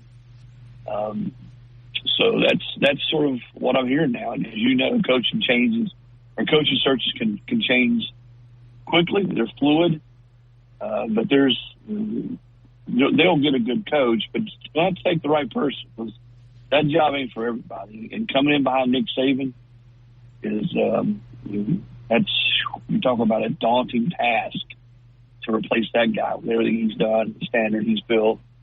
But yet, and I think this again, it comes a very selfless act by Nick. He leaves that program in good shape. It's not like it started to dip or it just started to tank. He said, "I'm getting out of here." While the getting is good. I mean, they got a lot of good young players coming back. They just went to the playoff with a team that improved dramatically over the season. Recruiting class is good, so I can tell you this. Whoever comes in there is inheriting a lot better situation than he did. Oh, wow. Yeah, sure. It's not even comparable. It's wow. Chris, I'd like to ask you about a couple of names. I know you've not mentioned those, but it seems to be nonstop here at a lot of different names. We've mentioned Mike Norvell a couple of minutes ago, Kalen DeBoer. Do you think Dabo is in it at all? No, I don't think Dabo's in it. I really don't. Okay. No. Again, I'm not saying that that won't change, but his is not a name that I've heard that there's been any contact or any really smoke around his name at this point. But I understand why it would be. Sure. A Bama grad is on staff, extremely close with Coach Stalling, and has done an incredible job at Clemson. So, but no, I haven't heard that. But done this long enough, Ryan, to know, man, that I didn't hear Brian Kelly at LSU to the very end. All right. So really right before he became the guy when he started to get out there. So these things change. And as I said before, the names I've heard the most are DeBoer and Norvell. So how about Lane Kiffin? Chris, you're as close to Lane Kiffin as most. I mean, his name is very popular among Alabama fans in Tuscaloosa. I know they're not making a call. No.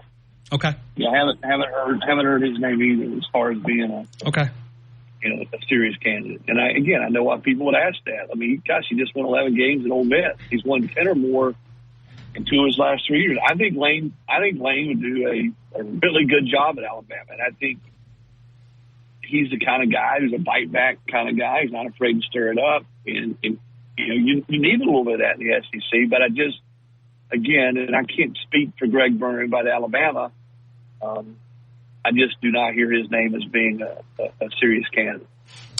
Chris, do you think that this will be something that would drag through the weekend, or do you think that Alabama will have, because I know Greg Byrne told the players, not that was a promise, but he said, give me 72 hours. We're now almost 24 hours into when you broke the story at 4:06, 4:04 yesterday. We're talking right now with Chris Lowe. Do you think this will travel through the weekend, or do you think Alabama will have a coach in place before the weekend? I think it depends, Ryan. Let's say hypothetically that Norvell's the guy. They zeroed in on him. The money's right. I don't think he has a big buyout. Well, by comparable standards, he's not Lanning's just like $22 million. I think Norvell is closer to maybe 4. And they're able to get it done pretty quickly, then I think it will go fast. You know, if there's a snag, if Florida State comes back and counters and he just, doesn't think the time's right, and they have to go to the second guy and go through that process again, it may drag on a little bit longer. But listen, Greg Byrne is a smart, savvy administrator. He's worked in a lot of different places. He's worked in the Pac-12. He worked previously in the SEC when he was at Mississippi State. He was not. It's not like he started this process at 4:00 on Wednesday. I mean, he's known for really, I think, the last 2 years that this was a possibility. This was coming. So he did his homework, or has done his homework.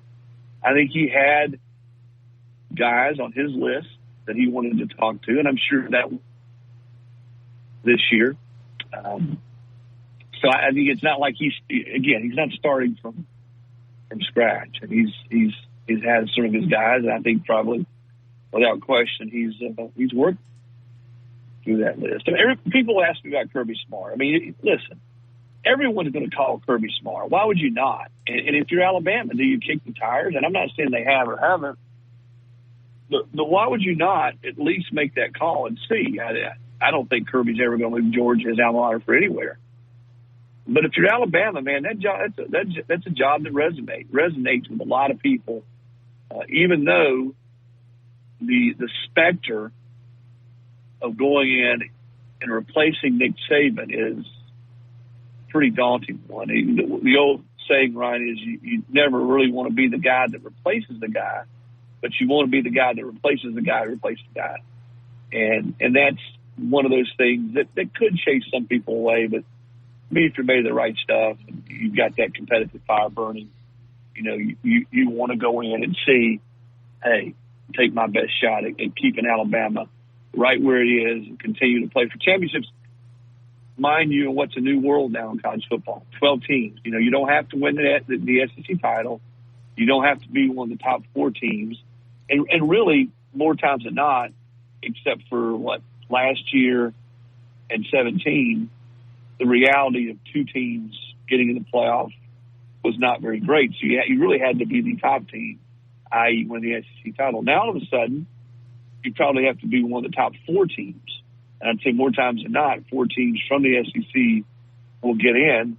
And I think that changes the game a lot. So whoever comes in, you don't have that, the margin for error is a little greater. You can have a hiccup, maybe even 2 hiccups, still get in, which means, you're going to have a chance to play the national title if you're in that, as I said, those top 4 teams in the SEC. Whereas, we'll go back to 2 years ago. 2 years ago, Bama was 5th in the final playoff rankings. Well, if the 12-team format had been in effect that year, then Bama would have gotten in. Chris, let me final question here. You mentioned Kalen DeBoer, Mike Norvell a couple of minutes ago. I think we're all familiar with Florida State. Probably not as many fans familiar with Kalen DeBoer. I'd love for maybe you to give me thoughts on him as a coach. Well, he's gone into Washington when, he comes in at a time when they've had some issues. They have to get rid of Jimmy Lake. There's a lot of uncertainty, and he gets them to the national stage very quickly. Great offensive mind. You look at what they did and the kind of offensive points or the production they put up the last couple of years. Look at the way Michael Penix blossomed there at Washington, while he's been there. And he's a guy that's, I like the fact that he's come up through the ranks, at not necessarily blue blood programs. Fresno, and he's out there on the West Coast. I know one concern from some fans. Wait a minute, what are his SEC ties? As you recruit in the SEC, and it's always a fair question. And but I think in this day and age, you want to get guys that can develop players, can develop teams, that understand about evaluating. And I think he's been really good. It's not like Washington has been a top 5 team in recruiting every year. And yet, this year, in what was probably the deepest, best year the Pac-12's had in a long time, they win it and get to the playoff and beat Oregon twice. A really talented, deep Oregon team. They beat them twice. So he's a really good coach. And I think most of the people I've talked to in coaching the last year or two have talked about, what a home run hire he was for Washington. Hey, Chris, thank you again for making time for us this afternoon. I know it's a very busy day. It's going to be a long 24 to 36 hours that all of us will be monitoring your account, CLOW-ESPN, CLOW-ESPN, ESPN.com. He had the article early this morning around Nick Saban showing up once again for work at an early morning, even though he announced his retirement yesterday via Chris Lowe. Chris, thank you again for your time. Have a great rest of your day. Okay, Ryan. Take care. Thank you. Chris Lowe helping us out there. Wow. What do you say? Seems like we were able to eliminate a couple of names. Might even added a couple of names there to it. Wow, what do you say? I'd love to get your thoughts on a couple of different things. We don't have another guest scheduled for the meantime. I will tell you that Dave Mahler has texted me a couple of minutes ago. Kalen DeBoer will be on his radio show tomorrow morning at 8 a.m. Seattle time. I don't know if he'll be doing the remotely. We'll try to find out, and we'll work the phone lines. We'll take more of your phone calls. Jared in Dallas, Texas next. T-Town Tide 100.9. 1230 WTBC, your home of Alabama Crimson Tide Sports.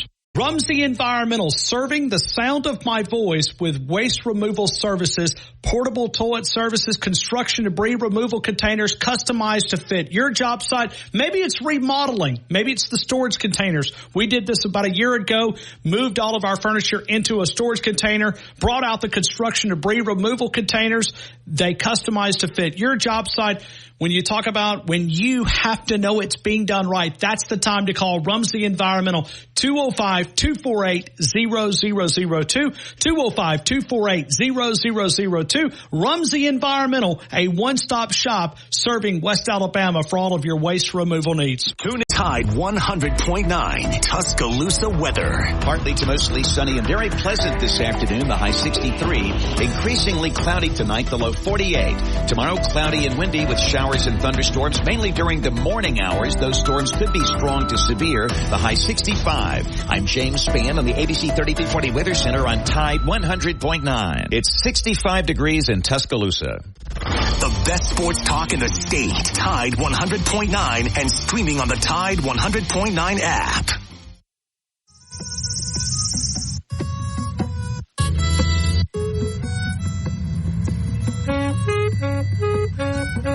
I'm trying to get to your theme of the music, Noah. I'm energized by it a little bit. I'm just trying to. The mic went off. The mic went off when you hit that button there. Sorry about that. Go ahead, Noah. I'm sorry. What were you about to say? Because you're about to add something to it. I'm just trying to mess with your head. I don't want you to get settled. I'm trying to keep you. Okay. Well, thanks. All over the place. That's what a good coach is able to do. We'll tell you that.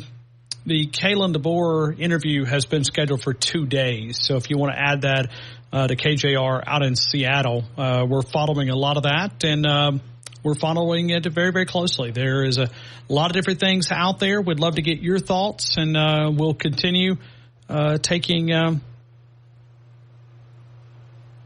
I'm just trying to decipher what's true and false. Just these messages coming in. Ryan, would you trust me as a source? No. I would not. Not with my career. I like to be the first, the most accurate on the scene, not the first on the scene. So, sorry, Noah. I love you, You man. said that awful fast, though, I know, Ryan. I wow, know. You kind of hurt my feelings. Would you trust me? Let's trust Jared in Dallas. Let's see if Jared in Dallas. Jared, good afternoon. You're in the game. I'm trustworthy, Ryan. Okay, thank you. How am I supposed to follow the guy that broke the biggest coaching retirement in the history of college football? It's a tough call to follow, right? Yeah, I'd like to get your reaction, what you heard. I heard a couple of names that I haven't heard. Mike Locksley was one of those. Tommy Reese was another one of those. They may be trying to. Man. I'm sorry. Go ahead. I got to tell you, I think we're going to end up with someone that's probably going to be maybe a little surprising to us because, my Bama buddies are all throwing the big names out. This job, who was really going to want this job? I like the guy at Washington. I think he has a great demeanor, and I think he could do a pretty good job. But who will really want this job? And I tell you, my biggest concern, not to be a Debbie Downer on this, is I think we're going to really see the evil of NIL and the portal through this process. Because if you take NIL and the portal out of this whole thing right now, I'm 100 times more relaxed.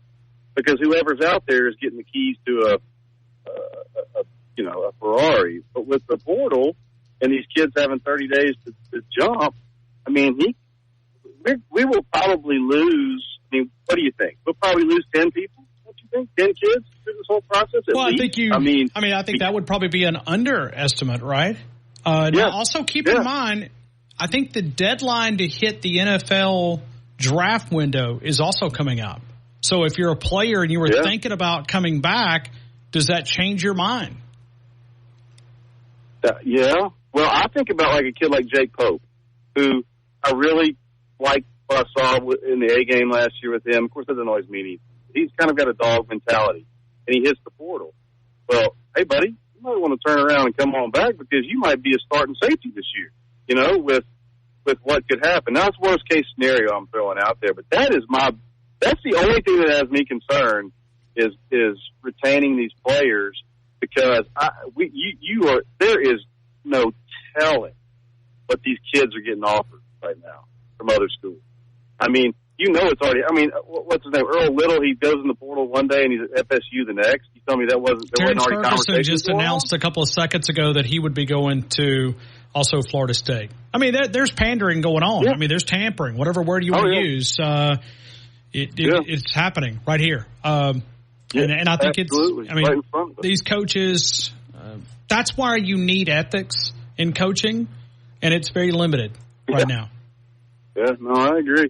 If and I'm kind of 50-50 on Lane Kiffin, and wasn't really excited about Lane Kiffin. But if Lane Kiffin really wants this job, like some people think he does, I mean, you never heard him say it. I'm not the biggest Lane Kiffin fan in the world, but go get him because here's one thing about him: with his offensive mind, you're going to be competitive. And you will stay competitive. In my opinion, it's exhausting brand of football to watch. Those 56 to 50 games that they play and that type of offense plays. But I got to tell you, to keep the train moving, we're Bama. Look, we're going to be fine. I told a lot of people, we're Bama. We're going to be fine. Bama always rises, always will, and that's what we'll do. But to eliminate any kind of lean stretch of years, somebody like that might do it. Who knows? It's just a. All right, so here we go, Jared. Let's go. Let me ask you this question, okay? Because it seems like these are the two names that are that are brought up the most frequent: Mike Norvell or Kalen DeBoer. If I offered you either one of those guys, which one gets you excited the most? DeBoer. I just like him. I like his mentality. I like everything about that guy. I mean, he what he did at Washington, in my opinion, is very impressive. Very impressive. Okay. I think that's I'm not impressed. Like, Mike Norvell would not do it for me, but I'm not. Me either. Like, if you look at it, the schedule, you look at Memphis, you look at Florida State, you begin to look through the years. He was 3-6, 5-7, 10-3, 13-1, but that's the ACC, especially when you didn't have a Clemson at the top trying to block you. So Clemson drifts away and they take over. You look at 8-5, 10-3, 8-6, 12-1 at Memphis. I do like the way that, he showed a lot of class in Florida State being left out. Now, his athletic department and his university, but the culture, I mean, look at the Orange Bowl. We're asking a guy to glue it together, and he couldn't glue it together for a bowl game? Is that the culture that you're asking? Yeah, I'm not big on him either. DeBoer he just seems like a quality guy, and he seems very focused and very businesslike, and that's what you got to be at Alabama. You got to be focused, because look, man, this is a business. And Nick Saban, God love him, and thank you for what you did. But Nick Saban left LSU and didn't look back. Nick Saban left the Miami Dolphins and didn't look back. He was focused on the business at hand, and that's why he's been successful the way he's been. I work with people like that. And you got to have someone come in that's going to have that same mentality. Here's what we're going to do. Here's step one. We're going to go step 2, 3, and 4, and keep moving forward without a lot of emotion involved. I think that guy can do it. But like I said, I hope Fern can get this done quickly, because my biggest concern, if we maintain 75% of this roster, whoever comes in, is going to have some success. Well, but it's also the 12-team playoff gives you a little margin of error, but this schedule is a dog. But listen, I think not saying that you want to sacrifice this next year, but you got to get it right. You cannot get it wrong. And this Greg Byrne legacy, I love him to death, but his legacy depends on this hire. He was brought here to hire Nick Saban's replacement. This is now when he swings for the fences. You cannot get it wrong. Jared, I appreciate you, man. I hope you have a great rest of your day. Hey, Ryan, two things real quick. I want to tell you, as the dust settles on this, there's two people you might need to reach out to get on the air. I think it'd be awesome. And they're very close family friends of ours. My dad's best friend was Ray Perkins. Carolyn Perkins, she's in T-Town. Tony Perkins, he's in Jacksonville. You want to get the scoop on what it's like to step into the shoes of an absolute legend. I was in their living room when Ray took that job in Tuscaloosa, and I spent a lot of time with him. And I'm going to tell you what, it was unbelievable to be a part of that. You want the real scoop, you could reach out to either one of them, and I'd help you facilitate it. Well, thank you. Thank you, Jared. We'll certainly visit that. Let's get through this coaching search, and that will be a great option. I think it's a great option. Thank you, Jared. Thank you. I hope you have a great day. Fox Sports Update coming up in a couple of minutes. We're going to go right back to phone calls. We'll take those. We are wide open. We do have one line available, 205-342-9904, 205-342-9904. Chris Lowe telling us just a couple of minutes ago that he would be not taking the Dabo off the table, not taking the Lane Kiffin off the table. He said he's just not hearing that. Keep in mind, Jimmy Sexton going to play a very crucial role. Is that a good thing? We'll discuss it next. T-Town Tide 100.9, 1230 WTBC, your home of Alabama Crimson Tide Sports. WTBC Tuscaloosa and W265CG Tuscaloosa, a Town Square media station. Tide 100.9 and streaming on the Tide 100.9 app. From the Fox Sports Studios in Los Angeles, here's Dan Beyer. Bill Belichick and the New England Patriots parted ways today after 24 seasons. Belichick stood alongside Robert Kraft when the announcement was made earlier today. So much thanks for the opportunity to be head coach here for 24 years. We had a vision of, building a winner, building a championship football team here that's exceeded my wildest dreams. Bill Belichick done after 24 seasons with the New England Patriots. Nick Saban announced his retirement yesterday as the Alabama head coach. Today he explained the reason why he stepped down to ESPN. To be honest, this last season was grueling. It was a real grind for us to come from where we started to where we got to. Took a little more out of me than usual. Oregon head football coach Dan Lanning says that he's staying in Eugene and won't go to Alabama. Texas quarterback Quinn Ewers announced he'll stay in Austin and not enter the NFL draft, while Ohio State wide receiver Marvin Harrison Jr. is entering the NFL draft. Progressive present. Don Wallace CPA, 527 Main Avenue in downtown Northport. Small business and personal income taxes, payroll, sales tax needs. They can also help you with nonprofit or church accounting or auditing. In business since 1999, they work for you, not the IRS. When you take on taxes, you got to have someone on your side. It's Don Wallace CPA, 205-345-5595, 205-345-5595. Don Wallace CPA, the official accountant of the game. Southern Ale House, 1530 McFarland Boulevard. Eat Southern, be Southern. All the biscuit sandwiches, the great Southern cuisine like the bacon wrapped meatloaf, the fish and taters. All the great sandwiches like the Yardbird, the great salads, the daily lunch and dinner specials Monday through Saturday at Southern Ale House. We've also opened up an additional part of Southern Ale House and expanded with our catering needs there to fulfill what you're looking for. 205-248-7500. Ask for Taylor, 205-248-7500.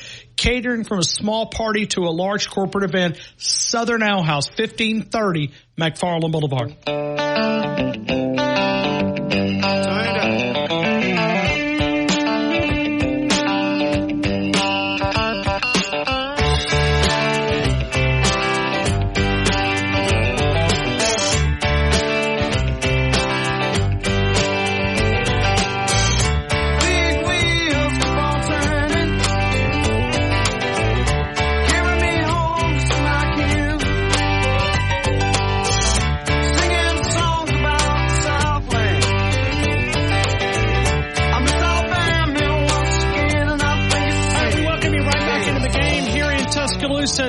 Tide 100.9, the home of Alabama Crimson Tide sports. We're always powered by Tuscaloosa Toyota, TuscaloosaToyota.com.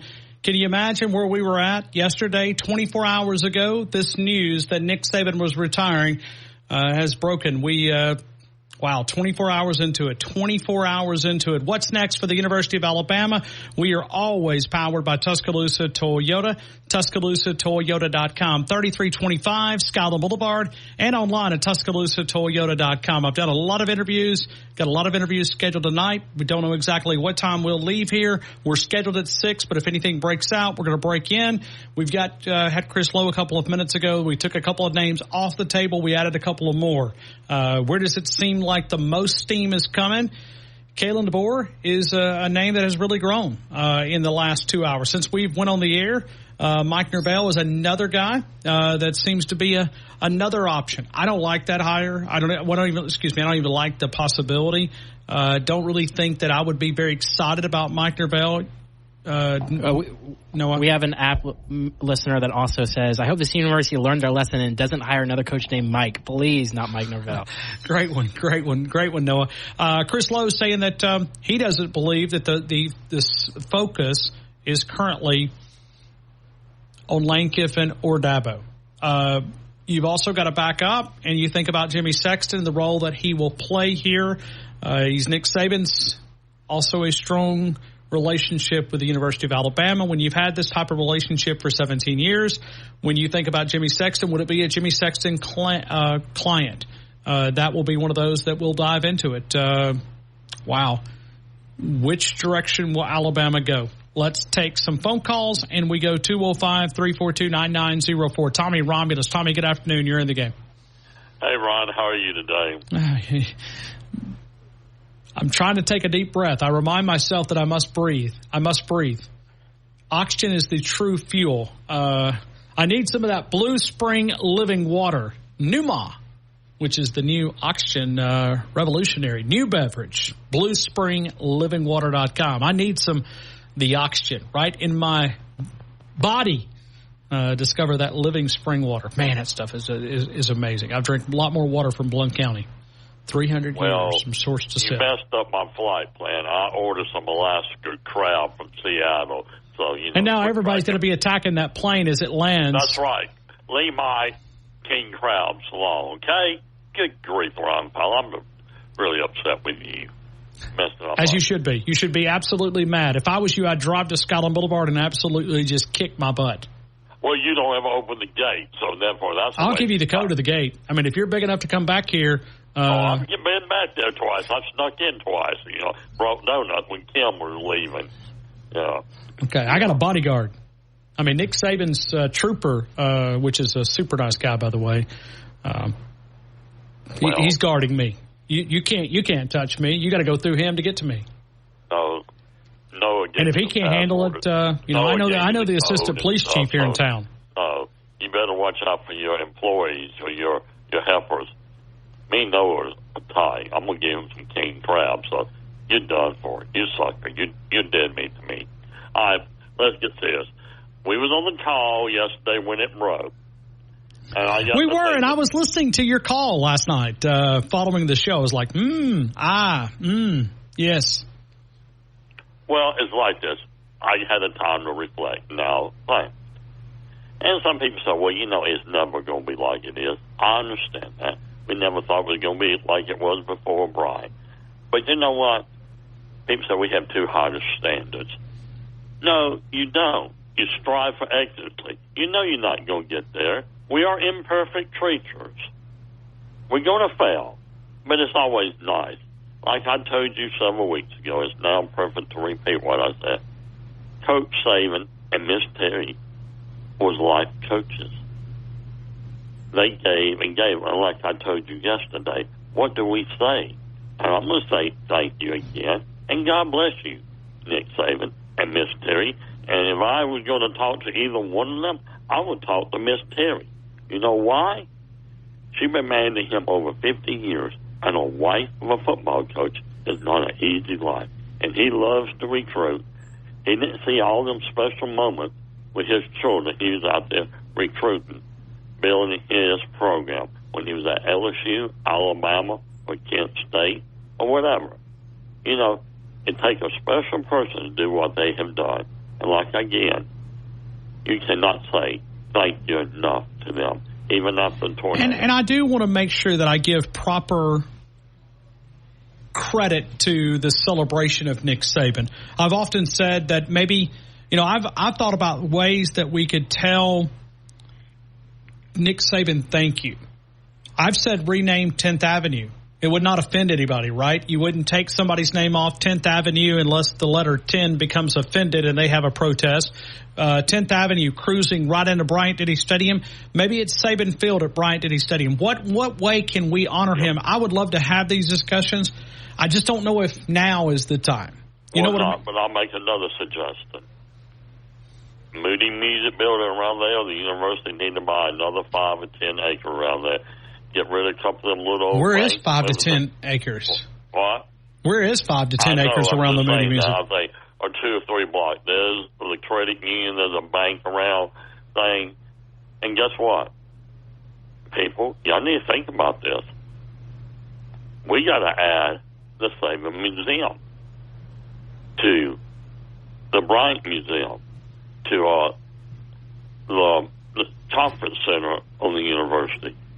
Or he do something because, I mean, he deserves his own building. I mean, really, for a museum for all his stuff as a coach of Alabama, his career, I mean,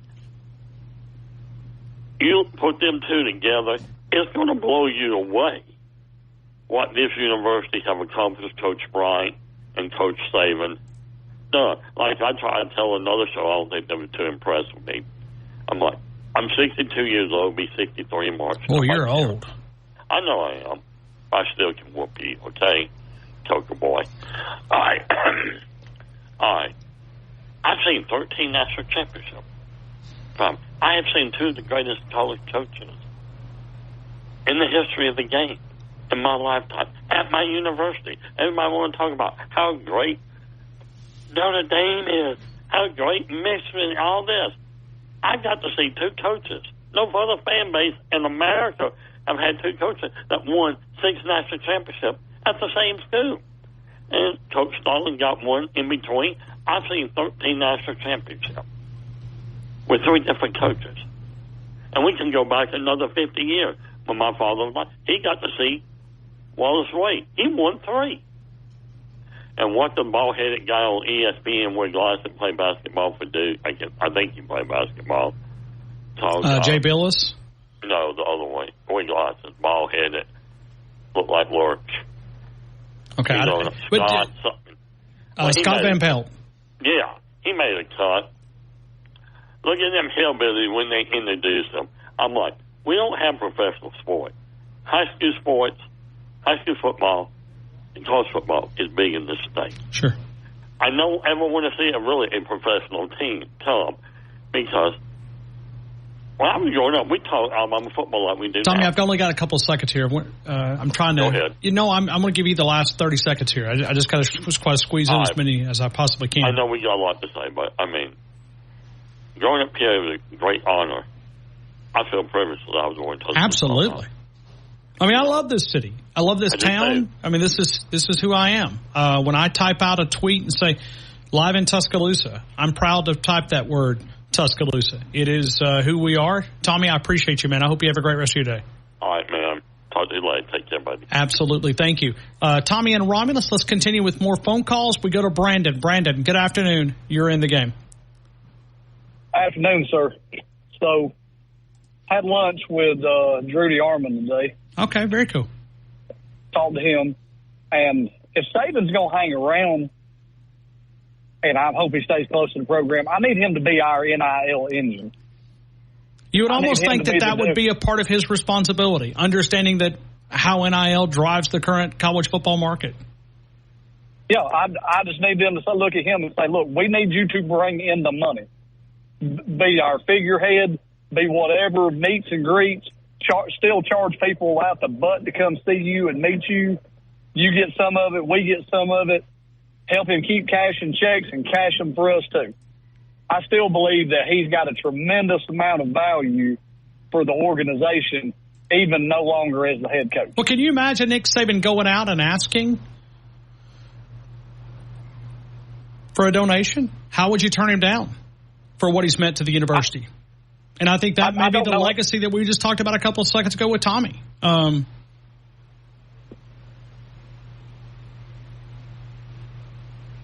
Brandon? Yeah, I'm listening to you. And, I mean, right now, I think if you sold tickets for $100 a pop for a farewell with Nick Saban, you could fill the whole stadium up Saturday. And I'd like to, somehow see that. Just, Brandon, when you look at the coaches that have been thrown out there, who do you think is the best guy to lead this program?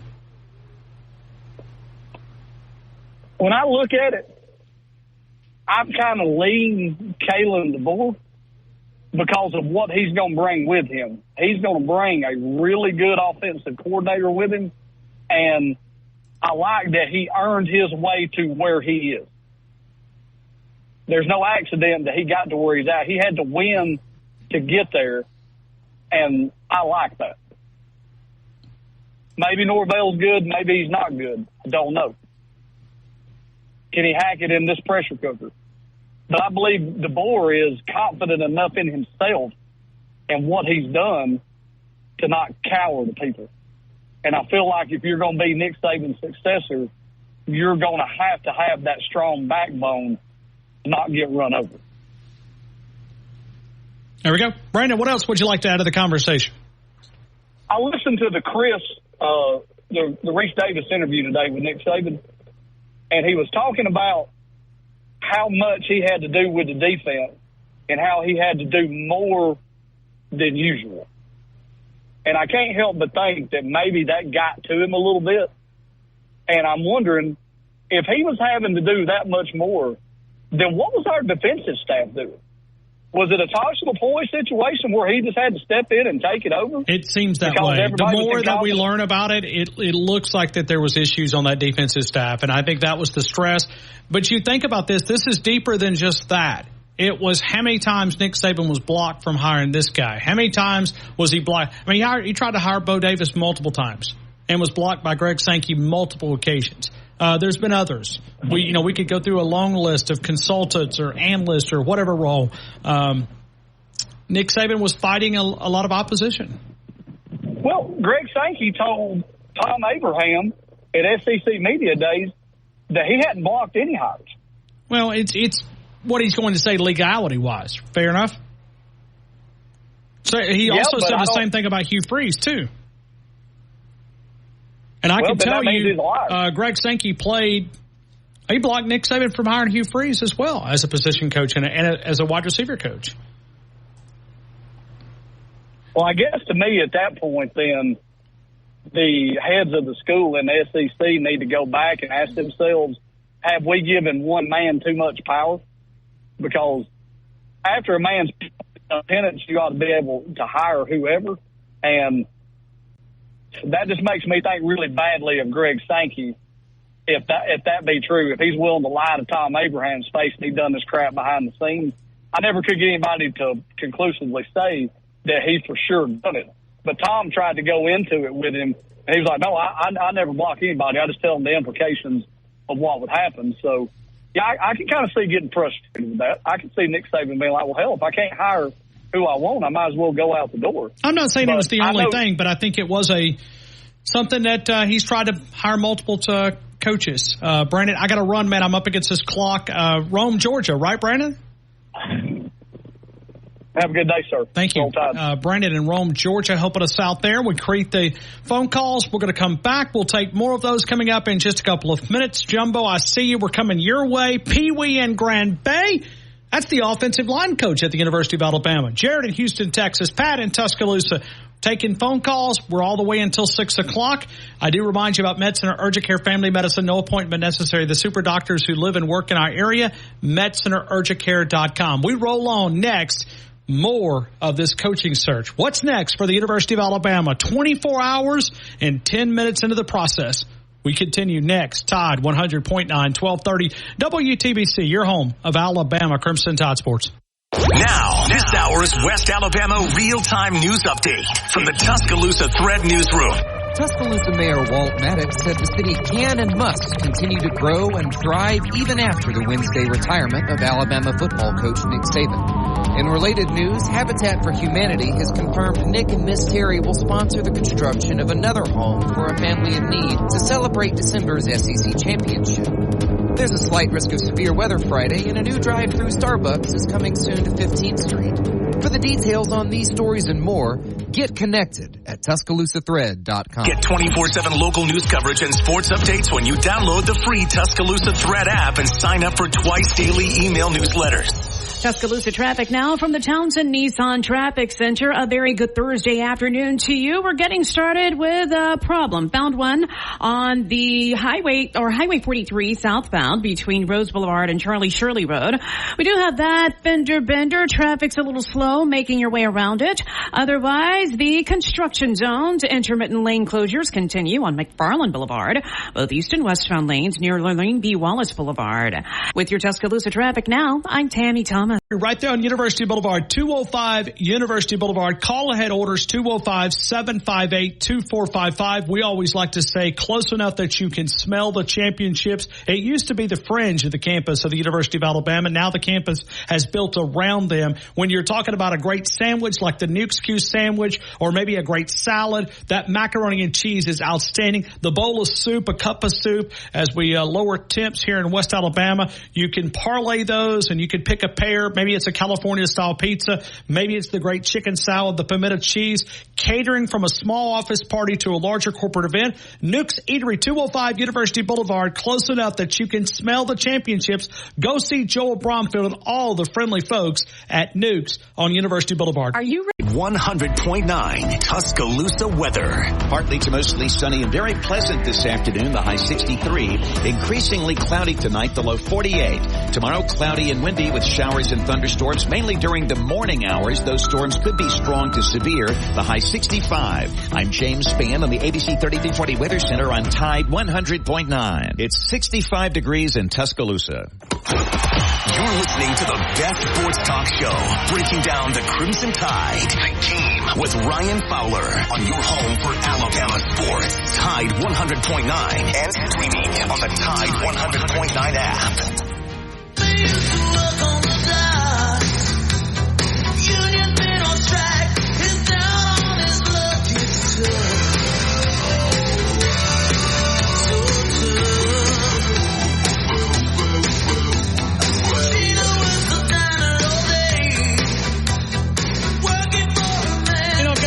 Different messages. What does it really mean? Could Sark be one of those guys? Would that be an option? Now, you remember now, he talked about Tuscaloosa being a boring old town, but if you look at Austin, Texas, they're quick to kind of pull the plug. Could Sark be an option? And if you're starting to narrow this thing down, not that we feel like that we know, but when you look at Greg Byrne, I think that's really the only one that does know. But if you look at Sark and you begin to think about, wasn't this the past first year that he has won 10 games? Am I not right? I think I am. Right? I mean, this was the first year he's ever went double digits. Would he be a great hire? He's been here. He understands it, knows the process. I think you continue the process. Let's go to Jumbo. Jumbo, good afternoon. You're in the game. Hey, man, what's going on? I'm good. What's on your mind, my friend? Well, we talked about this all summer and all everything, so here it is. We are here. We are here, Jumbo. We have arrived. Let me say this. I think you're probably going to think I'm crazy, but, you know, I picked Washington to beat Texas, and you said, oh, no, Jumbo, no, and they did beat them. But go after South Dakota State's coaching staff. Look what that guy done in his first year over there. I mean, they had the number one defense in FBS. They won a national championship, 15-0. The guy's young. He's cocky. If they're going to roll the dice, roll it on this guy and get him in here and give him a 5-year contract. I guarantee you they will not be sorry. Why only 5 years? Well, give him 5 to 7 years, but 5 years should be enough time to get it rolling. I mean, Nick did it in, 3? So, I mean, I was right about Nate Oates. I come out and said, go after Nate. Sure enough, they with him. We got him. Look what's happened. So I'm stuck on that. I don't want Lane. I definitely don't want Dabo. I know you're high on Dabo. I don't want him. I'm just saying that you could do a lot worse. I mean, if you offered me Dabo or Mike Norvell. Did I throw Mickey Mouse in there? Because I'd rather have him. Yeah, me too. Huh? Me too. I mean, I'm sorry. I just don't like Norvell. I mean, you made a good comment. He did handle it well, but, got an orange vote. He got the crap beat out of him. I mean. Well, and I think it also shows about his culture, right? I mean, when you have that many players tapping out, Georgia had the same thing. They played a football game. I'm not the greatest football guy in the world, and Tommy, Tommy really knows his football, and there's a lot of people out there know more than I do. I've tried to keep things real with you guys, but I'm telling you, I've watched 3 or 4 games of South Dakota State, and I just see something there. And if they come in here and get this guy, and he come out here and he done something in 2 or 3 years and won a national title, make me look like a genius. So, but I don't really care about that. I just want to get a good guy in here that's going to keep the tradition going, and we're going to, keep being Alabama. 24 hours and 20 minutes into the process, so you don't have a preference on who they can get other than you don't want to see Mike Norvell. I don't want to see him. I mean, Ryan, if they got Dabo, I would support him. I don't want him, but I would support him. And me and Robert said that all year, and you said it. I mean, but Norvell's not proven. What has he done? I mean, he hadn't won he won an ACC championship, but he hadn't won a natty. The guy with the Jackrabbits won a natty and a conference championship in his first year. I just think, I'm old. I just think go after a guy who's young. He's full of spunk. I mean, like I said, this guy's cocky. I mean, I think he would be a good fit here. Bring his staff in here and see what happens with the talent we got. He may surprise a lot of folks. I mean, it's something to think about.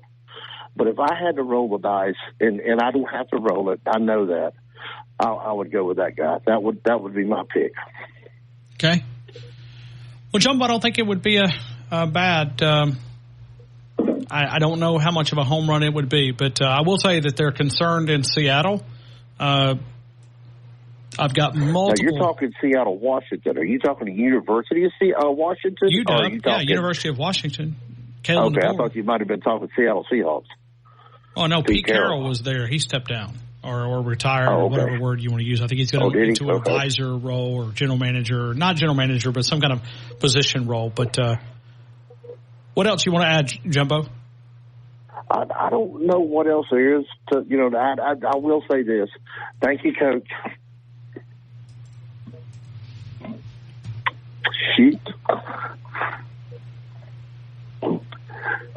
Thank you, Coach, for the 17 years. I mean, he did us proud.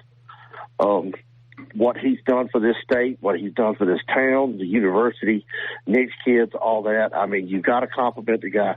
We have no reason to hang our heads or be ashamed. So with that, I wish him luck. God bless him. I hope him and his Terry have a great life, and I hope you don't forget us because we don't forget him. I mean, he's been a great coach. I don't think there's any fear of that happening on either avenues. Thanks, Jumbo. Yeah, man. Thanks, everybody. But let's just keep. We got to keep positive. Let's just hope this guy comes in here and whoever he may be, and let's support him and see what happens. Thank you. We'll come back. Thanks. We'll take Pee Wee coming up in a couple of minutes, but also we'll reflect on why Nick Saban thought yesterday was the right fit. Why did the retirement come down via Chris Lowe yesterday? We had Chris Lowe in a couple of minutes. Nick Saban, in his own words, next. T-Town Tide 100.9, 1230 WTBC, your home of Alabama Crimson Tide Sports. Years of serving Tuscaloosa and West Alabama. When you talk about the friendly staff at Pat's Florist and Gourmet Baskets, 1010 Queen City Avenue, when you look at the fall floral arrangements. Maybe you're trying to lift someone's spirits a little bit under the weather, celebrating a birthday or special occasion. It's Pat's Florist, 205-345-5093. Anniversary, birthday, get well, love, romance. Make someone smile today. Pat's Florist and Gourmet Basket. Catch every game and every moment right here. This is your home of Alabama sports. Tide 100.9 and streaming on the Tide 100.9 app. Of your loneliness, like a heartbeat that you made in the stillness of what you had. Hey, Noah, we'll go back to the Reese Davis, the original first clip that we did. You give me a thumbs up when we're ready, and we'll go to it because it was Nick Saban explaining why he thought the time was right. This is Reese Davis via ESPN with a set down of Nick Saban explaining why January the 10th, 2024 was the day that he would announce his retirement from the University of Alabama. Why did you decide that this was the right time to retire? No, I don't think there's any good time, especially when you're a coach, because once you're a coach, you think you're going to be a coach forever. But I actually thought that in hiring coaches, recruiting players, that my age started to become a little bit of an issue. People wanted assurances that I would be here for 3 years, 5 years, whatever, and that got harder and harder for me to be honest about. And to be honest, this last season was grueling. It was a real grind for us to come from where we started to where we got to. Took a little more out of me than usual, and you know, when people mentioned the health issue, it was really just the grind of, can you do this the way you want to do it? Can you do it the way you've always done it and be able to sustain it and do it for the entire season? And if I couldn't make a commitment to do that in the future, the way I think I have to do it, I thought maybe this was the right time based on those two sets of circumstances, that, like I said, there's never a good time. But I thought maybe this was the right time. So there's no illness. It's just the grind and the gruel of the season. Yeah, there's no illness. Miss Terry's fine. I'm fine.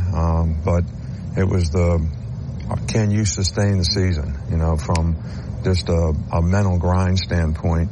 And when I was young, you know, I could work till 2 a.m, get up at 6 and be there the next day and be full of energy and go for it. But when you get a little older, that gets a little tougher, and I'm sure a lot of people can relate to that.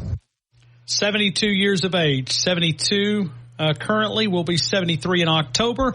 We're now following a coaching search that's now 24 hours in. We'll continue to follow a lot of this. Someone who got to know him on a lot of different levels, Pee Wee in Grand Bay, up next. Pee Wee, good afternoon. You're in the game. Hey, Ryan, how you doing, buddy? I'm good. It's been a very stressful couple of days, but trying to serve the Alabama fans. That's my goal. That's right. You know, I was in total shock when this happened yesterday. And, you know, even though that it came from Chris Lowe, who is a very, very trusted journalist by Coach Saban and many, many others, you know, he had stated back during his radio show for the playoff game, you know, that he was good physically and all that, and there was no kind of issues. So that was only 11 days, well, 12 days from today, but 11 days ago yesterday. So I was kind of wondering, you know, if somebody had let something slip just to try to do something, you know, as far as recruiting or anything like that would be concerned. But I made a few inquiries, and then I found out for a fact from somebody that I know knows what's going on, and it was confirmed. So yesterday was kind of a sad day. You know, we have a lot to celebrate and be happy for, from the point that we were at when Coach came in here to the point that we are now, and everything in between. He took us out of what I call the dark years and brought us back to the forefront of college football, and we remained there for 16 straight years, including this year. So we all knew this day was going to come, We didn't have any idea that it was going to be yesterday. You had played the clip of the interview with Reese Davis, and in part of that, he asked him, Coach said 5 minutes before the meeting at 4 o'clock that he still had not made his mind up 100% of which way he was going to go, because it was a very hard decision to him, and he was on the phone with Miss Terry the entire time, and they finally made the decision that this was the right time for him to step down, and then he went and informed the players and the coaches. But I'll say this, what did the man do on his first day of retirement? He went back to his office so he could be there for his players. He could be there for his coaches. A lot of people think that he's going to ride off into the sunset. Well, per his words, that's not going to happen. He's going to be around the university to help out in any way that he possibly can. He's going to get an office, from what I understand, up in the north side. He's already moved a lot of that office space. He's transitioned from one wing to the other. And I know he's already left the building today, but my understanding is that transition will be there. And whatever role he wants to play, he certainly earned that. Yes. He said that, that Alabama, him and Miss Terry and his entire family, consider Alabama and Tuscaloosa their home. He said this place will never be far away from them, and that he will do whatever this university asks of him to do to help in the future. So I find that very reassuring in itself. And then they've also announced, that Nick's Kids is also fixing to build another house in honor of the SEC championship, but they are going to continue to operate. They're not shutting that down, which is telling me that, that at least part of it, maybe Kristen and her family, they're not going anywhere. They're going to remain around here and be involved in that. So, and he's going to be wherever his grandkids are. You know that as well as I do. Absolutely. Yeah, you saw the granddaughter riding in the the Disneyland parade a couple of days ago. You saw the grandson a few months ago at the Nick's Kid event that we always have in the Wednesday prior to football practice starting in August. No doubt, and really he's earned that. We say thank you, we honor him, and we'll try to find a way to maybe be a part of to encourage more ways that we could honor him. Maybe it's Nick's Kids. Maybe it's building another house. Maybe it's, whatever it may be. The University of Alabama boosters have always come through. And I think that's what is reminded about what makes this place special. People talk about, it's Texas. Well, Sark's at Texas. This is Alabama. This is the 18-time national champ. Nobody has more. Why? Because it's important to Alabama fans. It's important to people like yourself. It's important to people like me. I do a 4-hour daily radio show that's dedicated to one sport. Not Major League Baseball, not the NFL. It is simply Alabama Crimson Tide football. Yep. Why do I do that? Because you have an interest. Because if bowling was the topic, we'd talk bowling. Right. But, this is our passion. I know it's mine. I know it's yours. This university, not just football, not just basketball or any other sport. This university is my passion. This is what I enjoy doing. I enjoy supporting this university in any way that I possibly can. I talked to a guy from ESPN yesterday. He called me last night, and he made mention that he's never seen anything like the Alabama football fan base. He said, our passion is unmatched by anything that he has ever seen. And I told him, I said, that's because we don't have any type of professional sports in the state of Alabama. College sports is all we have. And we don't consider it a game. We consider it a way of life. That's what I truly believe, and I believe there's a lot of other people that feel that way. I know, pretty sure you feel that way. No, I do. It's an absolute honor to be able to say I serve the Alabama fans. And it's people like you that make this show go around. Pee Wee, if given the option, who would you prefer to replace this legendary that's giant? A really, really tough question. I'd be okay with Dabo, or I'd be okay with I don't know how to pronounce the guy's last name, DeBoer, or how do you say that? Kalen DeBoer. Kalen DeBoer from Washington. Yes. I'd be okay. I'd be okay with pretty much anybody as long as they have the passion for our school that Coach has and that we have. Now, it's probably going to be a much younger person than what we have now. I saw a thing where Deion Sanders thinks that it was because of all the changes in college football, the way that everything is going is what ended up driving Coach to retire. I don't believe that. I believe it was a hassle for him, and it made his job tougher, and that may be a part of the reason, but I don't think that is the reason. Well, and I also think, and I'm going to say something that's probably going to get me in a little bit of trouble, Nick Saban's lost a lot of people in the building. People that I think that were key to the initial process. Guys like Burton Burns, who is just a lean-on expertise, right? Someone that you can trust to bounce. When you start looking at this coaching staff, when you say it's the weakest from top to bottom, who would Nick Saban go to? Who is that trusted guy? Not saying he doesn't trust Tommy Rees, but that relationship is still in the elementary stages. When you start going through this list, you're going, okay, where would he go? He had Joe Pendry. Joe Pendry's a part-time guy that was out at the bowl practice, but he's not full-time. Where would you go? No. Where does Nick Saban bounce it off? This coaching staff, Kevin Steele was probably one of those guys, but he's lost so many different people there that took responsibility off of him. People like Butch Jones, and I know people can laugh at that. He took a lot of stress off Nick Saban. He handled a lot of roles for Nick Saban. Yep. Where does he go now? I mean, these guys look like, they're young. Very young in that room. Yes.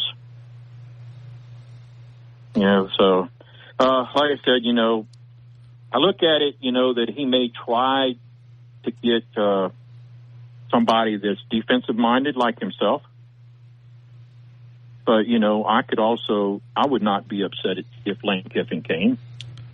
We all know what Lane's capable of as far as offense. Well, Chris Lowe just said a couple of minutes ago that he thought Dabo and Lane was off the board, or at least, I would think that as well. I don't think that Lane would leave Ole Miss because he's got things going in his direction. They won 11 games, I think, for the first time in school history last year. When he got a top 5 transfer portal class, coming in. So he's getting all his Hey, Pee-wee, I got to get to this break because I'm at 49 minutes after the hour, man. I appreciate you as always. Buddy. Thank you, Pee-wee. All right, roll tide, buddy. Right back to you. Let's break here. We're going to come back. We're going to try to squeeze in one more phone call before the top of the hour. We'll be with you all the way until 6 o'clock, but we'll go long if we need it. Not saying we will. It may be very, very quiet in the next hour and 10 minutes, or it could absolutely explode. What will it do? We'll find out. Coming up next, T-Town Tide, 100.9, 1230 WTBC, your home of Alabama Crimson Tide Sports. Tuscaloosa traffic now from the Townsend Nissan Traffic Center. Slow down if you're traveling on Highway 69, both north and southbound lanes before Patriot Parkway. You got an object in the roadway. Might be something sharp, so that's when we use extra caution. And we've also still got that crash on Highway 43 southbound between Rose Boulevard and Charlie Shirley Road. And this is also going to knock out a lane and keep you tapping on the brakes just a bit as you move by. With your Tuscaloosa traffic now, I'm Tammy Thomas. With only 43 seconds remaining, facing a 4th and goal from the 31-yard line at Jordan-Hare Stadium, quarterback Jalen Milroe finds himself under immense pressure, scrambling to connect with Isaiah Bond in the corner of the end zone for a miraculous come-from-behind victory over Auburn. The jaw-dropping 27-24 result came on the 10th anniversary of the Kick Six. Daniel Moore is proud to announce 4th and 31, his upcoming oil painting featuring the now famous Gravedigger play. New Life Art is now accepting pre-orders for limited edition fine art prints and canvases A Fourth and 31. See the preliminary pencil sketch for the artist's full color painting at DanielMooreArt.com. Pre-order your artwork now by calling 1-800-735-2787 or by visiting DanielMooreArt.com. Tide 100.9 Tuscaloosa weather. Partly to mostly sunny and very pleasant this afternoon, the high 63. Increasingly cloudy tonight, the low 48. Tomorrow, cloudy and windy with showers and thunderstorms, mainly during the morning hours. Those storms could be strong to severe, the high 65. I'm James Spann on the ABC 3340 Weather Center on Tide 100.9. It's 65 degrees in Tuscaloosa. The best breakdown of Alabama football in the state. The Game with Ryan Fowler on your home for Alabama sports. Tide 100.9 and streaming on the Tide 100.9 app. Just like the wide-winged dove sings the song, sounds like she's singing. There seems to be a lot of buzz around a lot of different names here. We talked with Chris Lowe earlier. We've taken a few names out of the list, or at least what he thought there. Let's go to Jared in Houston, Texas. Jared, how far are you from Austin? You hear anything? Haven't heard anything. Look, Brian. Just make it up. If you don't hear anything, just make it up, Jared. Okay. I haven't heard anything. Look, there's probably only 2 or 3 people that know anything about what's going on. So anything we get is going to be merely speculation. However, we all do have those people that we would like to see here. And there's nothing wrong with wishes and desires. And the Alabama fan base is very, very passionate about this. And there's a lot of conversation around it, as there should be. But, you know, it's all speculation, Ryan, until we get the nod, because it's hush and nobody, you know, there's plenty of people say, oh, I got this source, I know this staffer, I know this guy, I rode to Chick-fil-A with this staffer, and he told me it's a guy that worked for Saban, and all, you know, look, that's all. Chick-fil-A's a long ride from the athletic department over to Chick-fil-A. That would have been learned. Yeah. I mean, he would have learned a lot. I mean, he could have for sure. But, you know, I was talking to my boys about it last night, and I said, you know, my top 3 guys would be Lane. You know, I know there's a lot of people that don't want Lane, but let me tell you something real quick. Ole Miss has never been an easy place to win. They've had practically zero success in the history of that program, practically zero. And for Lane Kiffin to take that program from where it was to where it is today is nothing short of spectacular. And anyone that says any different hasn't been paying close attention to what Ole Miss has done the last 50 years. So you know, those that are down on Lane, you're entitled to your opinion. Be down on him if you want, but I like Lane. He would be my first choice. Secondly, I think Sark would be a good option. Does he leave Texas? Who knows? Probably not. Maybe not. But who knows? I mean, you know, he does owe Coach Saban. He says he owes everything in his career to Coach Saban. If it wasn't for him, he wouldn't be where he was today. So, you know, do we get payback for the favor, or does he stay at Texas? But and after that, I would say DeMeco Ryans. All right, in your area, and I know that you're listening to this show, so it's kind of hard to ask you, you know, what you're hearing, but what do you think as far as the climate there that DeMeco Ryans would possibly leave the Houston Texans? Well, look, he's an Alabama guy. He's a defensive guy, and he's one of those guys, you want to talk about bloody and noses again. There's a guy you can throw out there that has no qualms about hitting somebody in the nose. So I think DeMeco Ryans would be a great fit. He's young. He's energetic. He's got a lot of passion. He understands Alabama football. He probably understands the schemes that you know, that work. And I mean, what that guy's done in a short period of time is nothing short of spectacular either. I mean, what he did in San Francisco, building that defense, then comes to Houston. He's in last place, finishes 10-7, wins the AFC South. And had we not lost our quarterback and our kicker and a couple key players for 4 or 5 games, he could very easily be 13-3 or 13-4 or whatever that number is. So what he's done in a short period of time is astounding, and he's an Alabama guy. So that is something that, you know, potentially could happen. But, you know, it's all speculation until the big AD steps out and makes the announcement. So it's all we got is conversation right now. And that's what we've had. So thank you, Jared. That's right. Appreciate you, man. man. Got it, brother. Roll Tide, man. Right back to you. We'll continue with more. I see Tony. We're working our way to you. Pat in Tuscaloosa and many others. 205-342-9904. We're always powered by Tuscaloosa Toyota. TuscaloosaToyota.com. I do remind you about DCH Health System. When you look at serving our community, for over 90 years, DCH System providing quality, compassionate health care to our friends and neighbors here in West Alabama. DCHsystem.com. We move on. Final hour. Will we learn anything? Maybe? No? Yes? We'll talk about it next. T-Town Tide 100.9, the home of Alabama Crimson Tide Sports.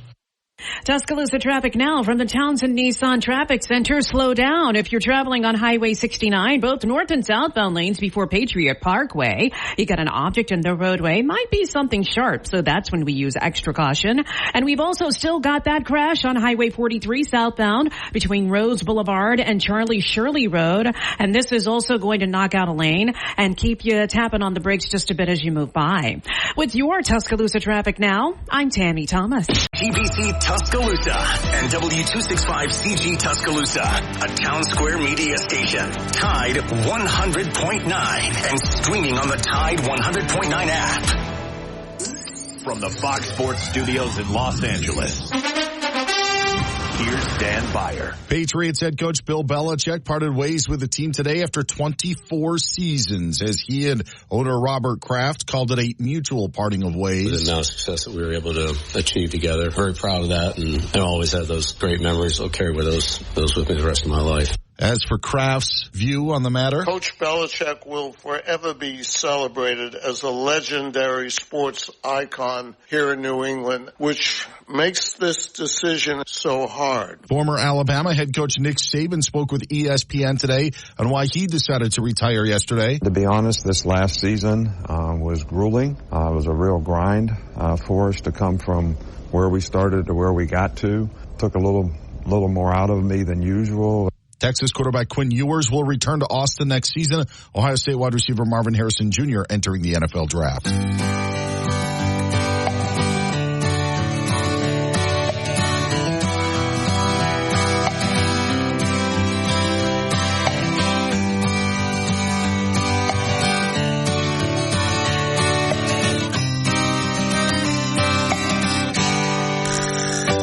Rolling down a backwoods Tennessee byway, one arm on the wheel, holding my lover with the other, a sweet, soft southern thrill. Worked hard all week, got a little jingle on a Tennessee Saturday night. Couldn't feel better. I'm together with my Dixie. In honor of Nick Saban, I'd like to run through the credentials of just Nick Saban today. Okay. Every day at 5 o'clock, we run through the credentials of the University of Alabama, and certainly there's many of those that he's been a part of. But let's talk about Nick Saban. 9 SEC titles, 6 national championships, 4 Heisman winners, 76 first-team All-Americans.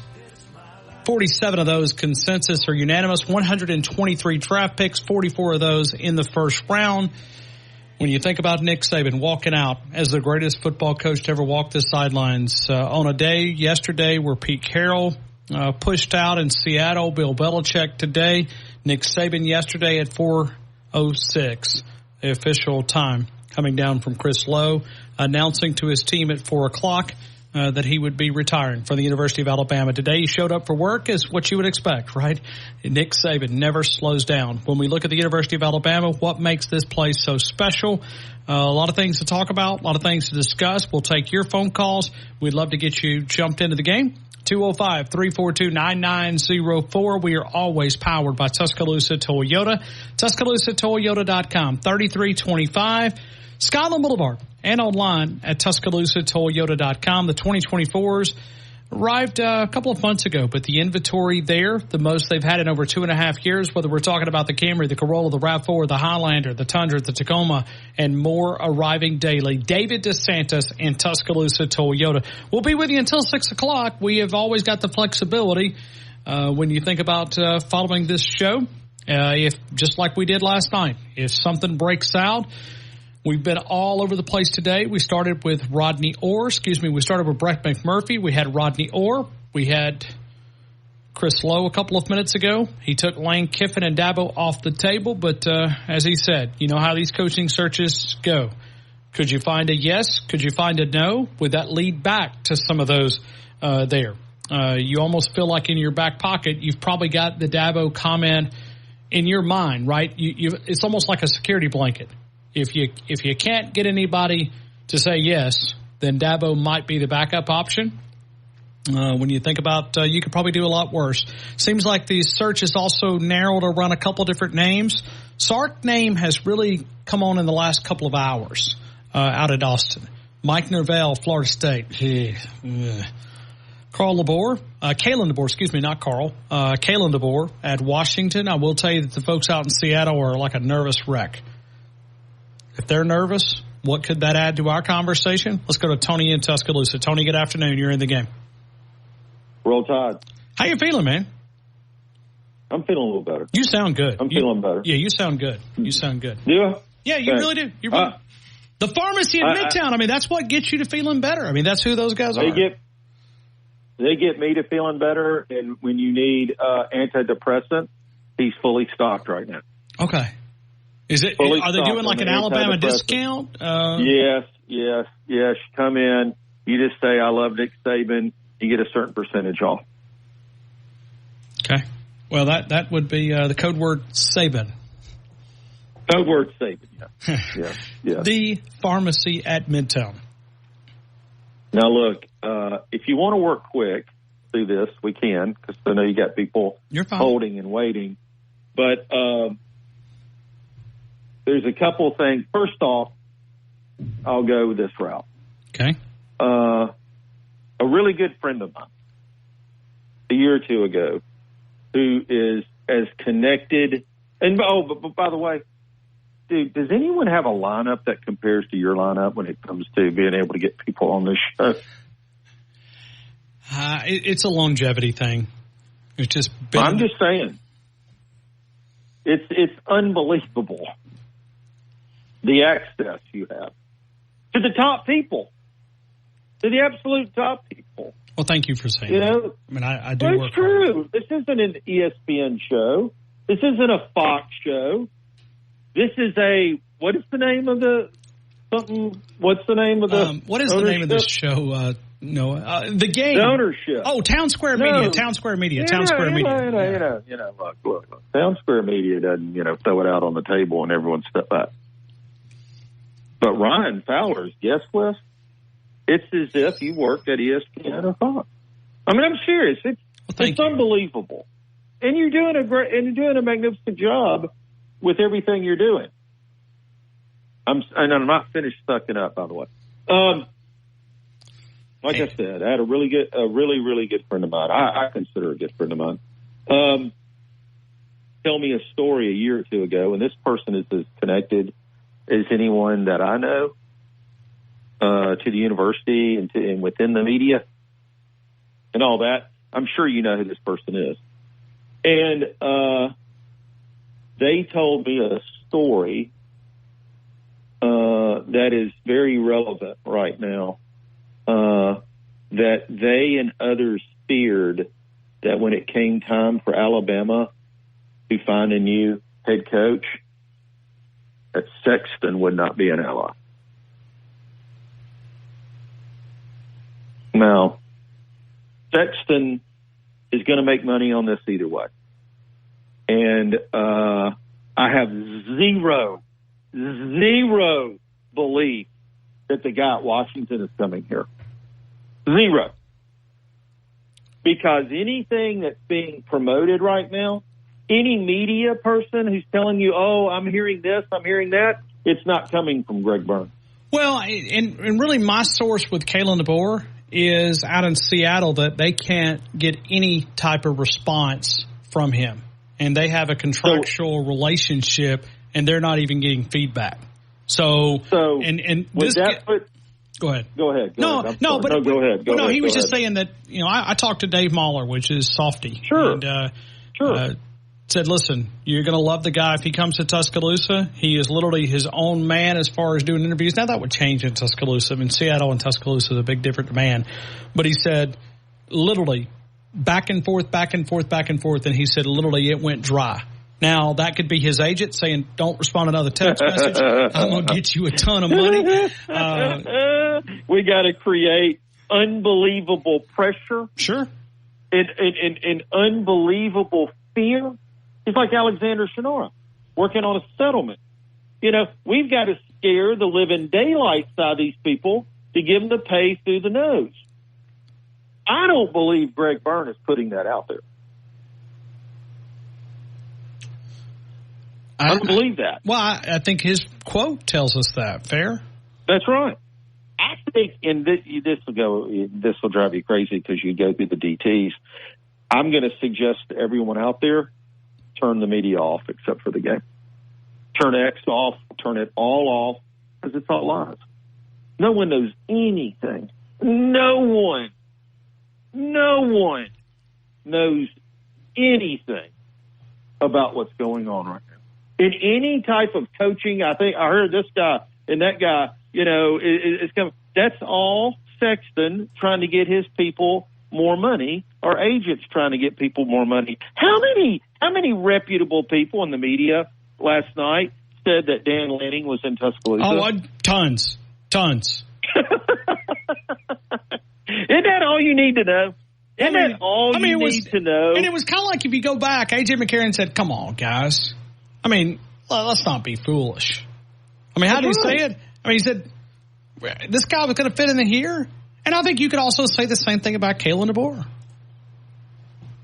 And at least Dan Lanning can recruit and has some Alabama ties.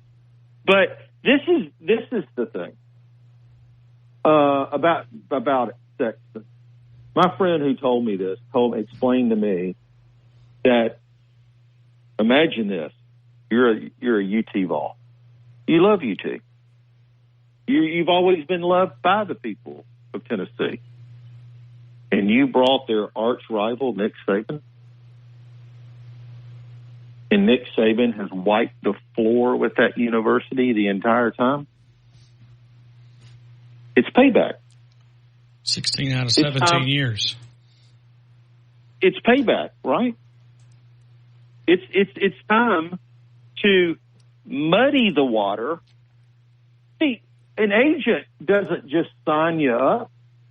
An agent tells you if Coach Saban leaving Alabama, the agent is familiar with the scene, right? Well, okay, let's take it from the Greg Sankey role here, Tony.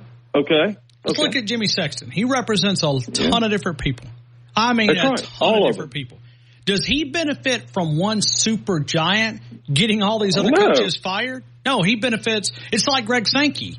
He benefits from all the schools being competitive, not one school running away with it. So in Jimmy Sexton's financial interests, and I almost think sometimes he's also, yes, he's been Nick Saban's agent, and this is going to be a big allegations. I think in some ways he has stirred coaches away from Tuscaloosa. There you go. Keep talking. And I think at the end of the day, as much as he's helped Nick Saban, I think he's also persuaded some coaches not to come to Tuscaloosa. Think he'd do the same as Alabama trying to attract that head coach? I mean, Alabama's going to pay bank whoever it is, right? Right. It doesn't really matter. If they hired a high school coach, they're going to pay him $10 million. Well, I don't trust Tennessee people. I don't. That's right. Because it's kind of like Auburn people. It's kind of like Auburn people. Right. I mean, you deep down inside, you learn their true colors. That's right. Keep talking. It doesn't take a molecular engineer. That's right.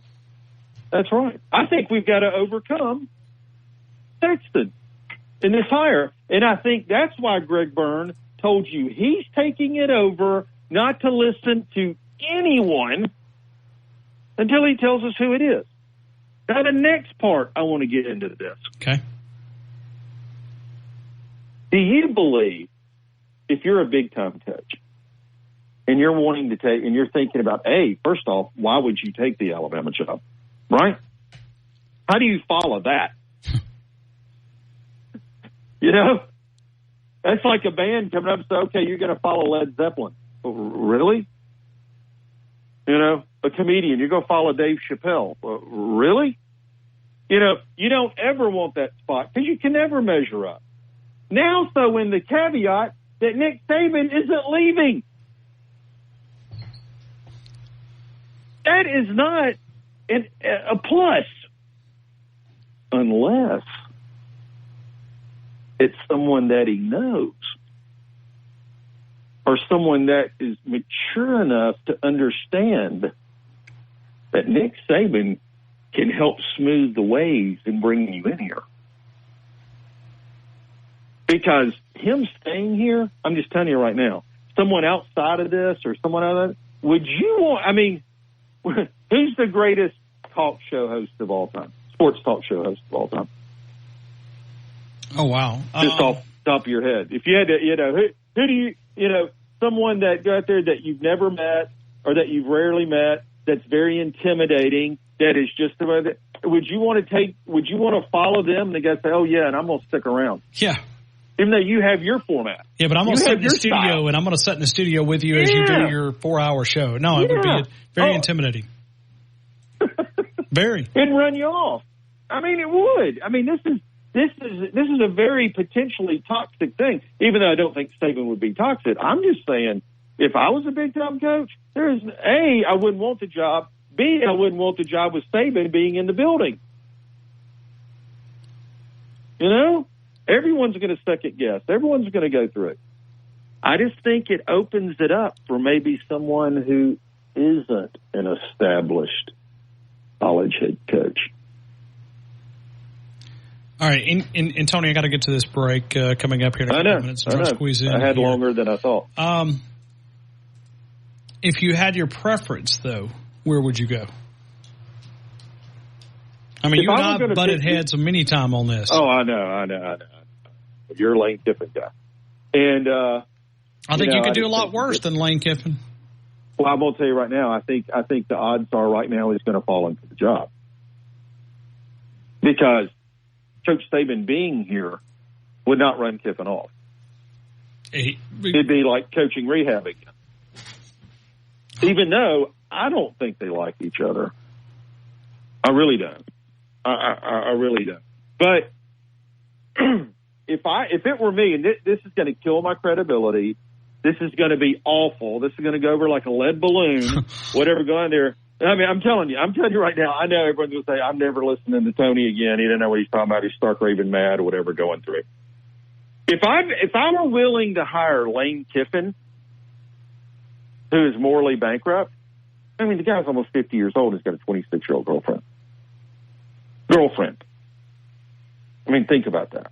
With his reputation, Joey Freshwater going through.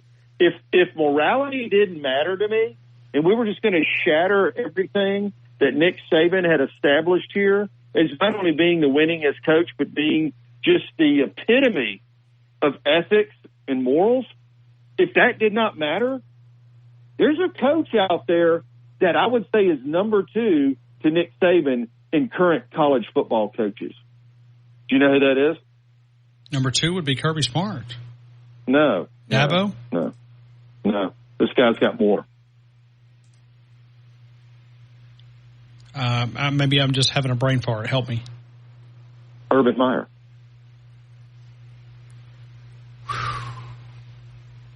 If you were serious, and you're like, look, it doesn't matter. We're all about morally, yes. We're all about. Oh, glory. Oh, Tony. Well, I mean, how is that any different than Lane Kiffin? Look at the carnage he left on this campus. Yeah. He had to get fired. Right? I mean, I see what you're saying, but I'm saying if morality didn't matter, and you're going for the best coach out there, I don't think there's any question. Urban Meyer. He bombed out in the pros, so what? Great point. Tony, got to get to this break, man. The pharmacy at Midtown. Maybe I'll need some of those medications that you're talking about. Synchronizing your medicine, man. The only sterile compounding facility. Transfer prescriptions. Make one phone call. It is TJ Thomas. He's the Nick Saban of pharmacists. 205-752-0627. All of the great needs there at the pharmacy at Midtown. If you're tired of driving around the building in 2024, Tony, be good to yourself, man. Have a great day. Hey, fun times. Roll Tide. We'll come back. That leaves one line available at 205-342-9904. We'll continue between your phone calls until 6 o'clock. We may roll on. We may end it right there. We'll decide. Coming up next, T-Town Tide 100.9, the home of Alabama Crimson Tide Sports. Now, this hour's West Alabama real-time news update from the Tuscaloosa Thread Newsroom. Tuscaloosa Mayor Walt Maddox said the city can and must continue to grow and thrive even after the Wednesday retirement of Alabama football coach Nick Saban. In related news, Habitat for Humanity has confirmed Nick and Miss Terry will sponsor the construction of another home for a family in need to celebrate December's SEC championship. There's a slight risk of severe weather Friday, and a new drive-through Starbucks is coming soon to 15th Street. For the details on these stories and more, get connected at TuscaloosaThread.com. Get 24/7 local news coverage and sports updates when you download the free Tuscaloosa Thread app and sign up for twice daily email newsletters. Townsend Tide 100.9 Tuscaloosa weather. Partly to mostly sunny and very pleasant this afternoon. The high 63.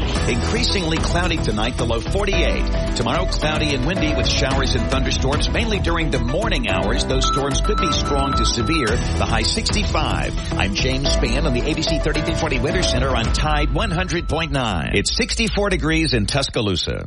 The best sports talk show in all of Alabama. The Game with Ryan Fowler on your home for Alabama sports. Tide 100.9 and streaming on the Tide 100.9 app.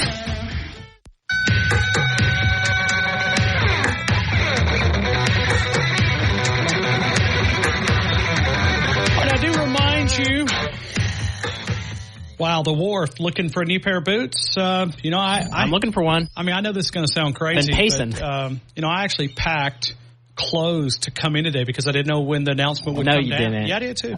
And I packed my boots, man. I mean, that's the when I know it's getting serious when I pack the boots, man. Put the the nice jacket in, make it look presentable. It's will there be a press conference in the next 24, 48, 72? Absolutely, there could be. And we're going to have it all of our coverage. Every show that I know has many different sources. Whether you're talking about Martin Houston, 6 a.m., Wimp and Barry inside the locker room, 7 until 9, 9 until 11. The Gary Harris Show, WBA sports director, who was part of our show yesterday. We had Martin Houston on as well. Leading right into Miller's Edge, Corey Christian Miller, giving a player perspective and providing some insight that's just unmatched. Then when you lead into Lars Anderson, Matt Coulter, two veterans that have been in the business for a long time, we try not to throw things against the wall. That's what our promise is to you. We pick it up every day at 2 o'clock. We'll be with you tomorrow as well. We got about 35 minutes left in the show. Phone lines completely ringing at a rapid pace. Let's go to Pat in Tuscaloosa. Pat, hold on. I missed the entire spot because I got distracted with my boots. It is the Wharf. 60 different brands of boots. Justin, Tony Lama, Red Wing, Georgia, WH Timberline, Laredo, and many more. When you look at a new pair of jeans, Wrangler, Levi, Lee. When you think about the clothing options, Carhartt clothing, if you're talking about the work pail, lunch boot mentality of West Alabama, you'll find it at the Wharf. Located on McFarland Boulevard, open until 6 p.m. Go over and see my friends Mark and Lee. Let's go to Pat in Tuscaloosa. Pat, good afternoon. Yeah. You're in the game. Ryan, their boots with the Comfort Core system are amazing. Now, what brand is that? What brand is that? Georgia. Double H, Timberline, Laredo, and many more. 60 different brands of boots. Thank you for saying that, Pat. What's on your mind, my friend? Yeah. Anyway, Ryan Williams, I hope that the powers that be, and that would be, the president, can hear my voice and know that Ryan Williams is a generational talent. And then we say that one person is not bigger than the university, blah, blah, blah. But last Saturday, he caught 2 touchdown passes against the premier defensive back in the country. Plus, he threw a 2-point conversion. The kid is an amazing athlete. And we have got to have a coach that can get him back into the fold. We do not want him going to the booger eaters. We want, and possibly Stark could do that, and I know that Lane could do it. And Lane here with the quarterbacks that we have on hand, that I think he can keep everybody, how do you say, on task. I know. I just sent you an audio clip. Start at 15:18. This is Nick Saban talking about the future. If you can get that pulled up while Pat's continue. I'm sorry, I didn't mean to interrupt you, but we may have a little something here. Okay, I hope so. And but like I said, I said little. I didn't say big. Little something. Okay. Maybe we can read between the lines if we're smart enough to do that. All right. We have got to have a coach that can get Ryan Williams back into the fold, Ryan. That is utmost importance for the next 3 years. That, hey, our long term, I'm not looking anywhere past 3 years. I'm looking at the next 3 years. Ryan Williams is a generational talent. I hope that everybody understands that. And anyway, that was just my call, Ryan, and I appreciate you. And I'm glad to see that your voice is getting powerful again, and that you're feeling a lot better. Because Lord knows you're going to need it over the next few days. Yeah, and listen, just because it's the weekend, Saturday, Sunday, that doesn't really mean a lot around here. If it's something that we have to do on Saturday, our service is to you. You're the reason why we're here. Without you, we'd be sitting here talking to ourselves. So regardless of when it happens, we'll be here to provide what we can and what we can add to it. It won't be the first time that I've ever done a Saturday and Sunday show, and it probably won't be the last. Yep. Hey, have a blessed afternoon, Ryan Fowler. Thank you. Thank you, Pat. Noah, do you want to go to this? Let's go here. This is Reese Davis, an exclusive interview with Nick Saban. Just a couple of more minutes. Let's listen to this and see what we can learn, because it was just posted a couple of minutes ago. There's been no dynasty with on-field success like this in the history of the sport, from a turn of championships in a small period of time, relatively speaking, sustained excellence. And it's going to be difficult for whoever steps on that sideline after you. I'm sure they'll call you and ask you, what do I need to know about this job and about trying to sustain it? What would you say to them? Well, I think there's a great team of people here. We get great cooperation in the university community. We've had great graduation rate. We've got really good personal development programs and good people who help guide players in a way that they have a better chance to be successful. And we've done a good job of developing players. And we've had a lot of really good coaches, and we've had a lot of really good players. And I think it's because we have a team of people who are dedicated to creating value for players. So value meaning, look, we all went to college to see how much value we could create for our future. And that's always been what we've tried to do as an institution and as a program. How much value can we create for a player? A player is really going to college to prepare himself for the day he can't play football, even though these guys all have dreams and aspirations of playing in the NFL, and we certainly wanted to help them do that. But NFL stands for not for long. So, the life expectancy is not great, and only a few people make it. So what do you do next? And that's what I've always tried to emphasize to players, and they bought into it fairly well. I don't think that, guys transferring multiple times really enhances graduation. Mm-hmm. And I hope we don't see things in the future 10 years from now that we have guys that didn't graduate and their career's over, and now they're having a difficult time being successful in life. I think we saw that in the NFL a few years ago. I don't want to see that happen to college players. Yeah, that is it. So we'll leave it right there. Let's go to Ram and McCalla. Ram, let it rip. Hey, Ryan. I think I've lived long enough to. I'm 75. so I got to enjoy all the Bryant years. And then everything that happened after him. And then this last 17-year run has just been like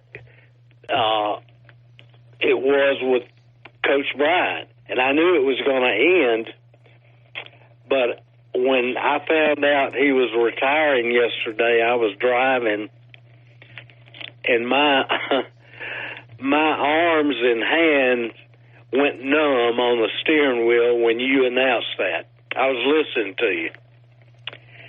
But now I think Lane Kiffin, he knows the SEC culture now. He's successful. He's creative. I know he's got some baggage, but he would be my first pick. And the guy from Washington, I've got some reservations about him. I know he's a good coach, but I've got some reservations about him dovetailing himself into the SEC. Kind of like the Auburn coach was very unsuccessful. But that's kind of my 2 bits of it. All right. I got it, Ram. Thank you, man. All right. Thank you, Ryan. Thank you. We appreciate that. We'll go to Chuck in Atlanta, Georgia. We actually have one line available, which is kind of odd. 205-342-9904. We'll get to Chuck in Georgia. You're first up on the other side as we move into the final 30-minute window. Right here on the game, T-Town Tide 100.9, the home of Alabama Crimson Tide Sports.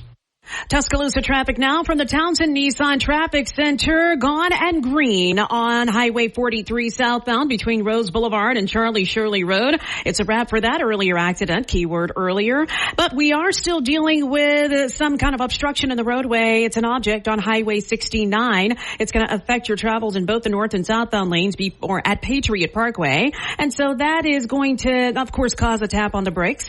With your Tuscaloosa traffic now, I'm Tammy Thomas. The flagship station for Alabama Crimson Tide Sports. Tide 100.9 and streaming on the Tide 100.9 app. If you're lost, you can look and you will find me. Time after time. If you fall, I will catch you. I'll be waiting. Time after time. You know, we just spent a lot of time thanking Nick Saban for what he did to my alma mater. I think a lot of people feel that way when you think about Nick Saban for what he's been able to do here. He flipped the script. My alma mater couldn't afford to go one more time in a bad road to a coach that wasn't going to be able to do what he was able to do. I don't know what the debt of gratitude will be, but it's magnificent. I hope we can find a way to salute him in the coming days. I'll work on a show. We'll try to get a lot of former players on. We'll get former coaches. But now as we're covering this coaching search, I want to make sure that we give proper credibility to that. As we final couple of minutes here, I do remind you about Nook's Eatery. If you're looking for a great sandwich, salad, California-style pizza, it's Joel Brumfield. It is close enough that you can smell the championships. 205-758-2455. Let's go to Chuck in Atlanta, Georgia. Chuck, good afternoon. You're in the game. I hope all is well. Hey, Ron. How you doing? Busy. How are you? Yeah, it's good. Just, there with everybody else, man. I just want to thank you for being there for us and, being able to listen to you and listen to everybody. Just, today is really, and the end of yesterday has really brought a lot of peace, for us all to be able to talk to each other and share stories. Well, we're all in it together, right? I mean, we have a common bond, and the bond is the University of Alabama. This place is special, and if people don't get that, then this is probably not a place for you. It is. I just respect Coach Saban so much, man, and I just respect him even more after he did 2 things when he retired. To me, he stepped down when he realized he wasn't couldn't do 100% anymore. Couldn't go out and hire the people he wanted to hire the way he wanted to, and make promises. He was man enough to realize that and step down, and giving back to Miss Terry and his kid after all they gave to him all these years. You know, the times he was never home. He didn't get to see, you know, his two kids being raised, but now he's going to get to see his grandkid being raised and give time back to them, man. It takes a man of character to do two things like that, you know? No doubt. And listen, Miss Terry deserves that. And she does, you know, because she gave it all to him, man. And, you know, my family, he wouldn't be here without Miss Terry. Yeah. I mean, we have, my twins were born, we were 2 months old when he was announced, you know, and for the last 16, 17 years, we have our Saturdays. That's our family time. That's what we do, man. And we'll continue to do that. It'll feel a little different, you know, because he can't be replaced, man. There's never another like him, and not just the winning side of it. Just to hear him talk and the advice he gives and the quotes I've used in my career with young kids to help guide them. It's been amazing. It has. It's been truly amazing. Yes, it has. Anything else, Chuck? No. Just, let me ask you the question I've asked everybody else. Let me be fair to you. If I gave you a blank check and a phone call, where would your phone call be?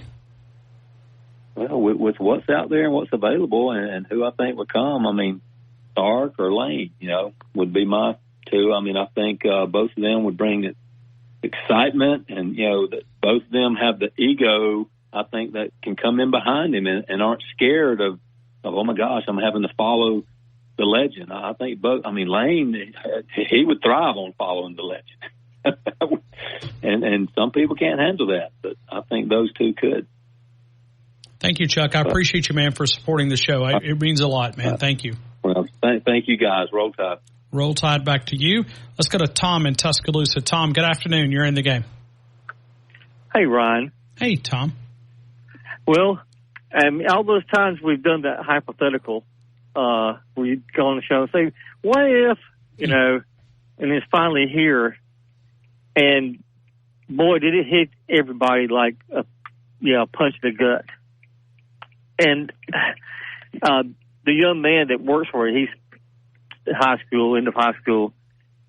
When we heard it, first thing he said was, "He's all I've ever known." And you know, and that's the way I felt when Bryant retired, because I was just a little bit older than that, but not much. I was at university then, and basically what Chuck had just said too. I feel the same way about all that. He just said, just how much the Sabans have done for this community is amazing, and you look at it in the perspective of we've been fortunate to have them, like we were fortunate to have Coach Bryant, and I just it's hard to get through this. And even we had to throw around names about who you want, to be the coach, and that's a difficult thing because, like you said, it's hard to how you go replace that. You're not, and I just there are just so many guys out there who I see flaws in, and we don't. There's not another Nick Saban waiting. You know what I mean? I mean, it's not. Yeah. I mean, yeah. I think a lot of us are going like there's more people we don't want than there are we want. As for our coach. But for my 2 cents, I like what Chuck just said. I think Sark or Kiffin could handle it. Not many people can handle that. And that's one of the reasons why I've said Lane Kiffin from the get-go. Yes, I think Kiffin is like, he's so, this is just right up his alley. Sure. Hey, Tom, I'm pretty limited right here, but I'll let you have the final 30 seconds, please. Okay. Well, I do feel like that Kiffin is, here's one of the differences I find with Kiffin versus someone like Dabo. And I don't really like Dabo at all, but, Kiffin is an offensive mind. He is he can go out there, if there's things wrong, he can correct it. Whereas someone like Dabo, he was the receivers coach for a little while and mainly a recruiter.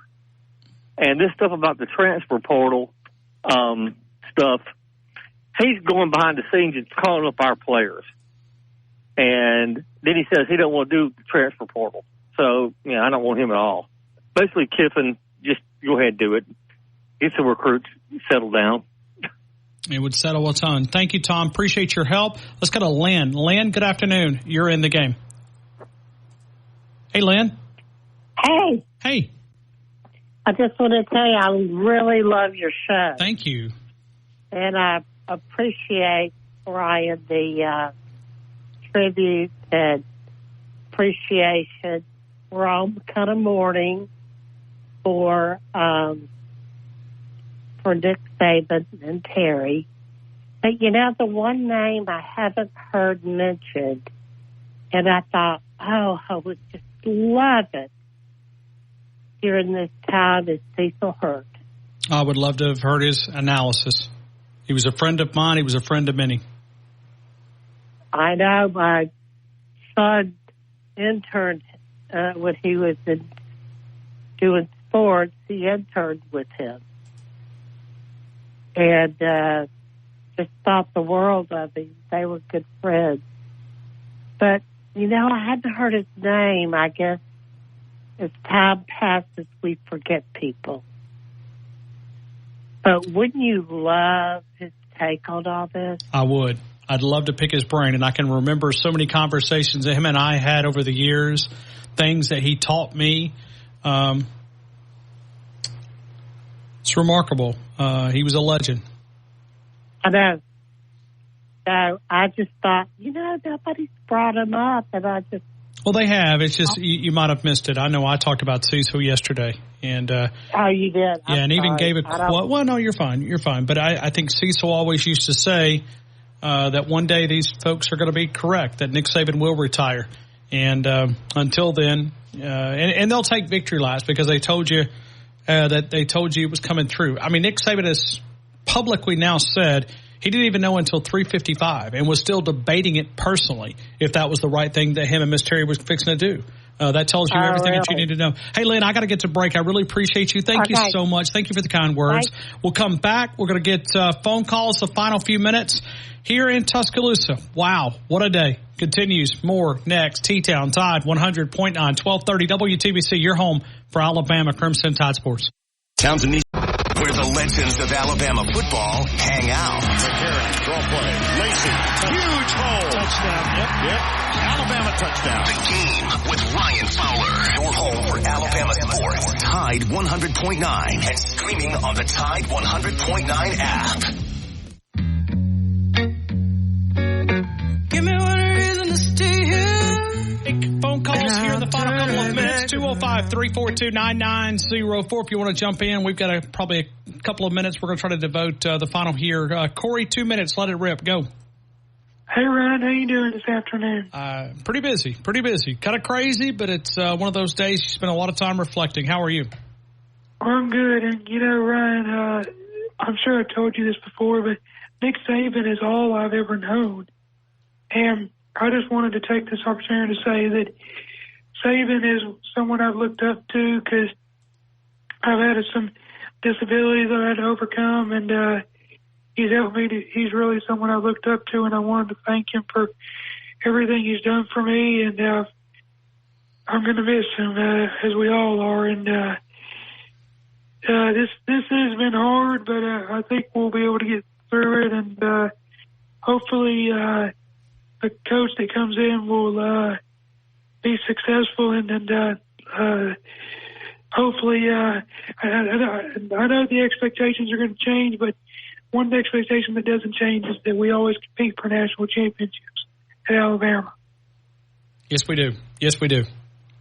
Who do you want, Corey? One of two names, either Steve Sarkisian or D'Amico Ryans.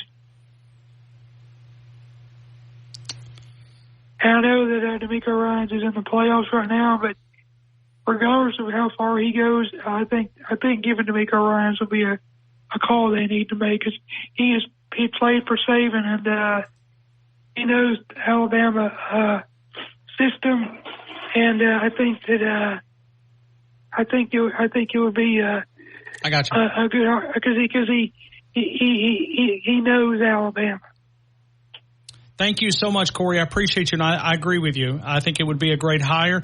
Blue Spring Living Water in Blount County, a beautiful natural spring, shockingly clear water. The spring is so pristine, you can see the bottom nearly 40 feet. BlueSpringLivingWater.com. Waterway of Tuscaloosa delivers, Waterway of Birmingham, your home and office delivery. We have it delivered to our home. When you talk about Numa, which is the new oxygen spring water, infused, and great, no doubt, some great health benefits. Blue Spring Living Water. Let's go to Nate. Nate, good afternoon. You're in the game. Hey, Mr. Fowler. I know you've had a busy couple days, but I just want to say thank you for all you do and keeping us up to date. I know it's not easy, but we do appreciate it. Thank you for saying that, man. I really do. It's wild. It's been crazy. Yeah. I can't even really summarize it, to be honest with you. And the news continues to flow in, and I'm trying. I want to be fair to the audience, but I also have to decipher what's true and false, what's facts and fiction. Yeah, I've been probably like a whole lot of other folks, just watching social media and staying on the Twitter or X or whatever, and trying to, because we all want to know, but at the same time, it's there's probably about 3 people that know, and unfortunately, I don't know any of those 3, or not personally. So, well, it seems like in the last 4 hours we have really centered around Mike Norvell and Kalen DeBoer. It just seems like. I will tell you that Kalen DeBoer is going to be making an appearance in Seattle tomorrow morning. So that tells me, unless he's going to cancel that appearance, that he's not scheduled to be there. And so that's something that is pretty crazy. Tell you what, man, the Mike Norvell thing scares me. Yeah, it's one of those things.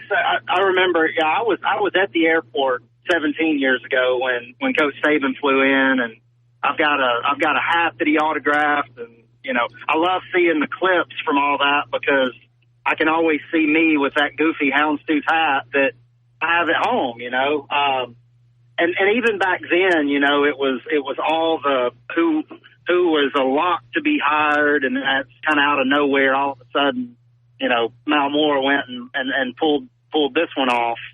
And so as much as I want to know, and I try to follow and see whose friend has a sister that works here that knows somebody, at the end of the day, I mean, Greg Byrne has earned the right to make to make the choice, and I believe he'll make the right choice. And I have a few people I hope it might be, but there's so much more that goes. Who do you want?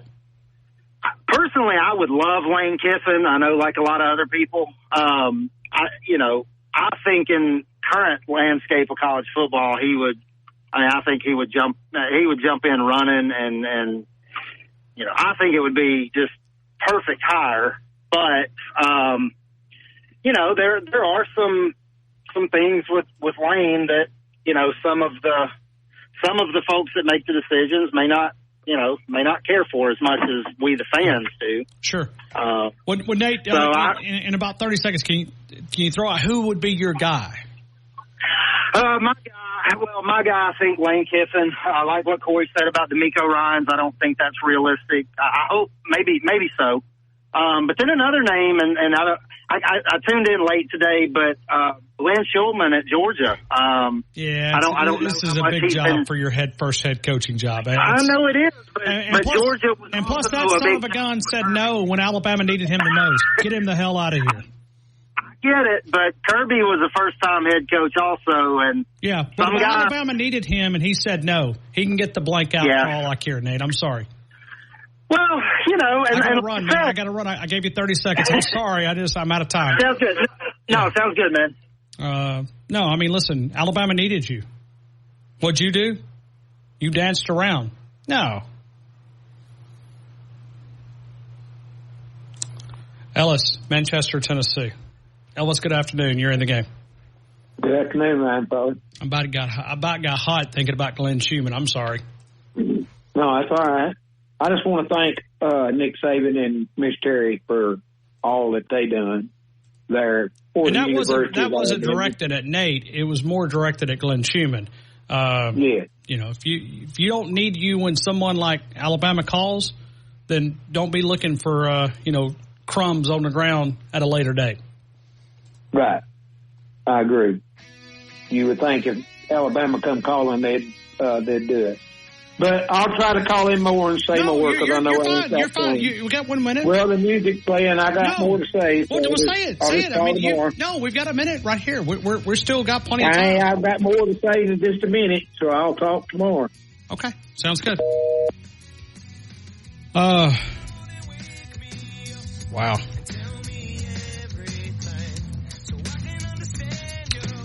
Where will it be the next time you and I talk? I want to thank our law enforcement officers, EMTs, firefighters, first responders, highway patrol. I mean, does anybody else feel the same way about Glenn Schumann? Am I the only one? Someone needs you. Sorry. That's the way I feel. I think that's valid. I mean, your alma mater needs you. Let her down. So don't be looking for crumbs on my table. Sorry, I may be wrong for me to feel that way, but Alabama needed help. Nick Saban needed help. And you said no. That's right. Get the blank out. That's right. Hit the road. So true. All right. Always, man, I love you guys. Appreciate every single one of the law enforcement officers. And I hadn't been this hot in a long time. He just brought it up, man. He hit a soapbox with me with that Glenn Schumann. Oh, for sure. I don't think I've ever said H-E-double-L on the air either. I think that's the first time ever. Nate was getting you heated. No, it had nothing to do with Nate. It's just Glenn Schumann. It got me so irritated because I respect my alma mater. I'd crawl through glass to defend this university. And maybe I expect other people to do the same. You don't want to give Glenn Schumann a second chance? No. Whoever it may be, we'll cover it. I know Martin Houston will have it to you tomorrow morning at 6 a.m. Big thanks to Noah. Big thanks to Simon. Simon, I appreciate you, man. Wyatt, I appreciate you. We remind you that we call this program The Game. And the only way that you can win the big game, the game of life, is to walk daily with our Lord and Savior, Jesus Christ. Good night, C-Town.